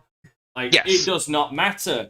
Like, here's the thing. If there was going to be a competitor to Call of Duty, it would have fucking happened. And I can give you the exact timeline and when it would have happened. Between Black Ops 3 and Call of Duty Modern Warfare. That is I believe that was a 4-year gap. If there was ever a competitor that was going to come out, it would have happened then, because that was the lowest point of the Call of Duty series. But there are competitors. There are first-person shooter competitors. Like, it's not like competitors don't exist. Call of Duty now. There's not a competitor that rivals how much revenue that Call of Duty generates, but there are competitors in the market. Call of Duty now. That's not how people judge competitors. No, Call of Duty now. It's not about the game. Destiny is extremely successful. That is it's a first-person shooter. It is competitive to Call of Duty. The problem Halo is another game that is competitive. I mean, it's an Xbox game, but it's still competitive to Call of Duty. They compete for first-person shooter gamers. There's that parsing of language again that I appreciate. I mean, but it's factual. They are competitors. You're technically a competitor. This is true. Yes, they are. Like, it's not like Call of Duty is a monopoly on first-person shooters. No. The problem is you're a competitor in the same way that I would be a competitor if I boxed Mike Tyson. The problem is I am a competitor. In what Call of Duty does, it is a monopoly on that boots to the ground Twitch shooter. It is a monopoly because there are no other games like that. You can only go by genre. Like, if you're going by like what these regulators are going by, you can't break it down to it's the only military whatever first person shooter. It's just first person shooter. So you can go Apex Legends. You can go. I mean, isn't Overwatch a first person shooter? Yeah, I mean, there's a hero shooter. Perfect and shooter, we have different genre now. Even in the first person shooter genre, doesn't count. Yeah, because you got like boomer shooters, which includes like things like fuck's sake, Iron Fury, Doom Eternal, and a bunch of other games. Hellbound as well. No, Destiny's not a boomer shooter. But they're still competitors in the market. But here's the problem: in today's with the fact that they've got to place down arguments, someone is going to bring this up. Oh, absolutely. That's like saying Apple isn't a competitor to Microsoft because Microsoft owns like 87% of the PC market. But they're not. No, I'm sorry, but they're not. They're not a competitor. They are a competitor. Reason. They're not though. They are. I mean, by the very definition, because Apple products do something that do something very specific that the PC doesn't entirely cater to, which Apple entirely caters to. And that's how they compete, by doing something different. But they don't. But I would also argue they don't fundamentally do anything different. The rise of Apple was not doing different; it was just sort of being and looking different. Also, Apple don't allow modularity. PCs are very much open source for modularity. Yeah, like they sold themselves on being a cool brand. And when you sell yourself on being a cool brand, you get popular because of it. Like that's the whole point of I'm a Mac, I'm a PC commercials. Cool Justin Long. But the thing is, at the end of the day, they still compete. With different products, but they compete. They're competitors. Doesn't matter how much market share either one owns. They're both successful companies and they compete. My lights are flickering, so Oh, good thing we're going to be ending this now then. Just in case. Because right now we're just going to talking in circles. So go on, Farrell, give us your outro, my guy. Hey, it's your boy Farrell. You can catch me on Twitter at Farrell Bizarre and anywhere you like to watch streamers at the Land of Farrell. Alright. Farrell out. Omar, your outro. People can find me at Caravan_Job on Twitter. Shout out to chat, shout out to the panel. Also, you can find me at Anime Squad and Game Player, Friday and Saturday, 5 p.m. at Standard Time. Alright, cool. You can find me at Dante Crisis on Instagram, Twitter,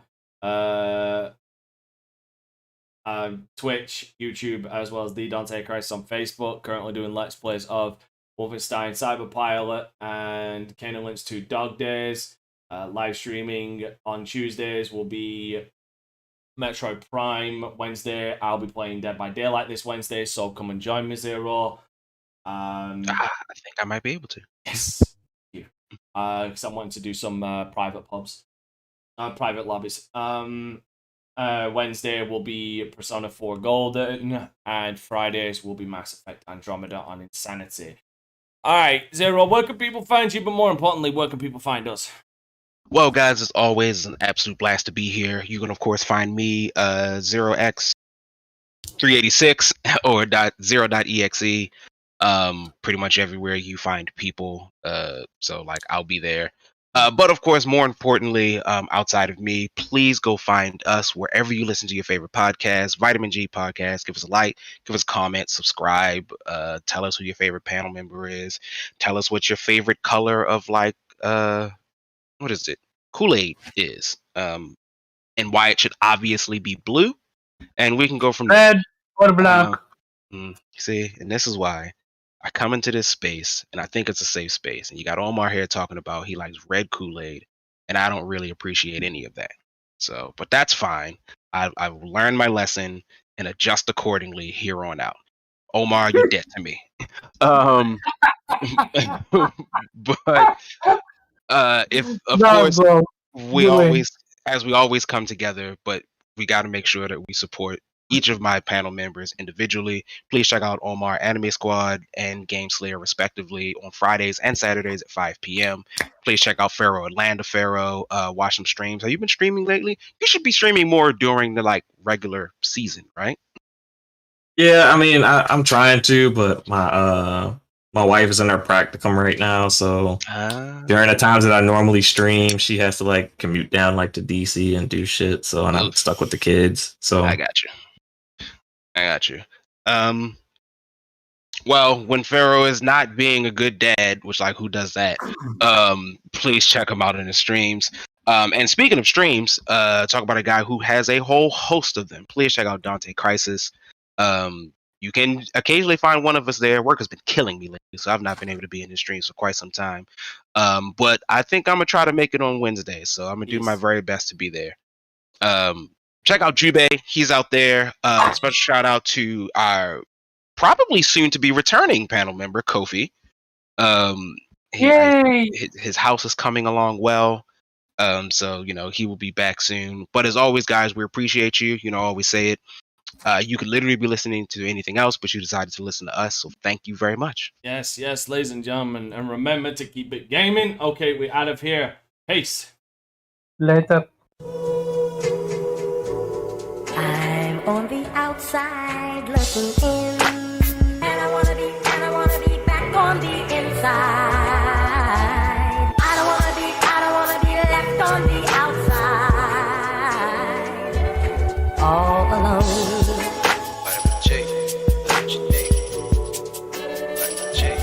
All alone.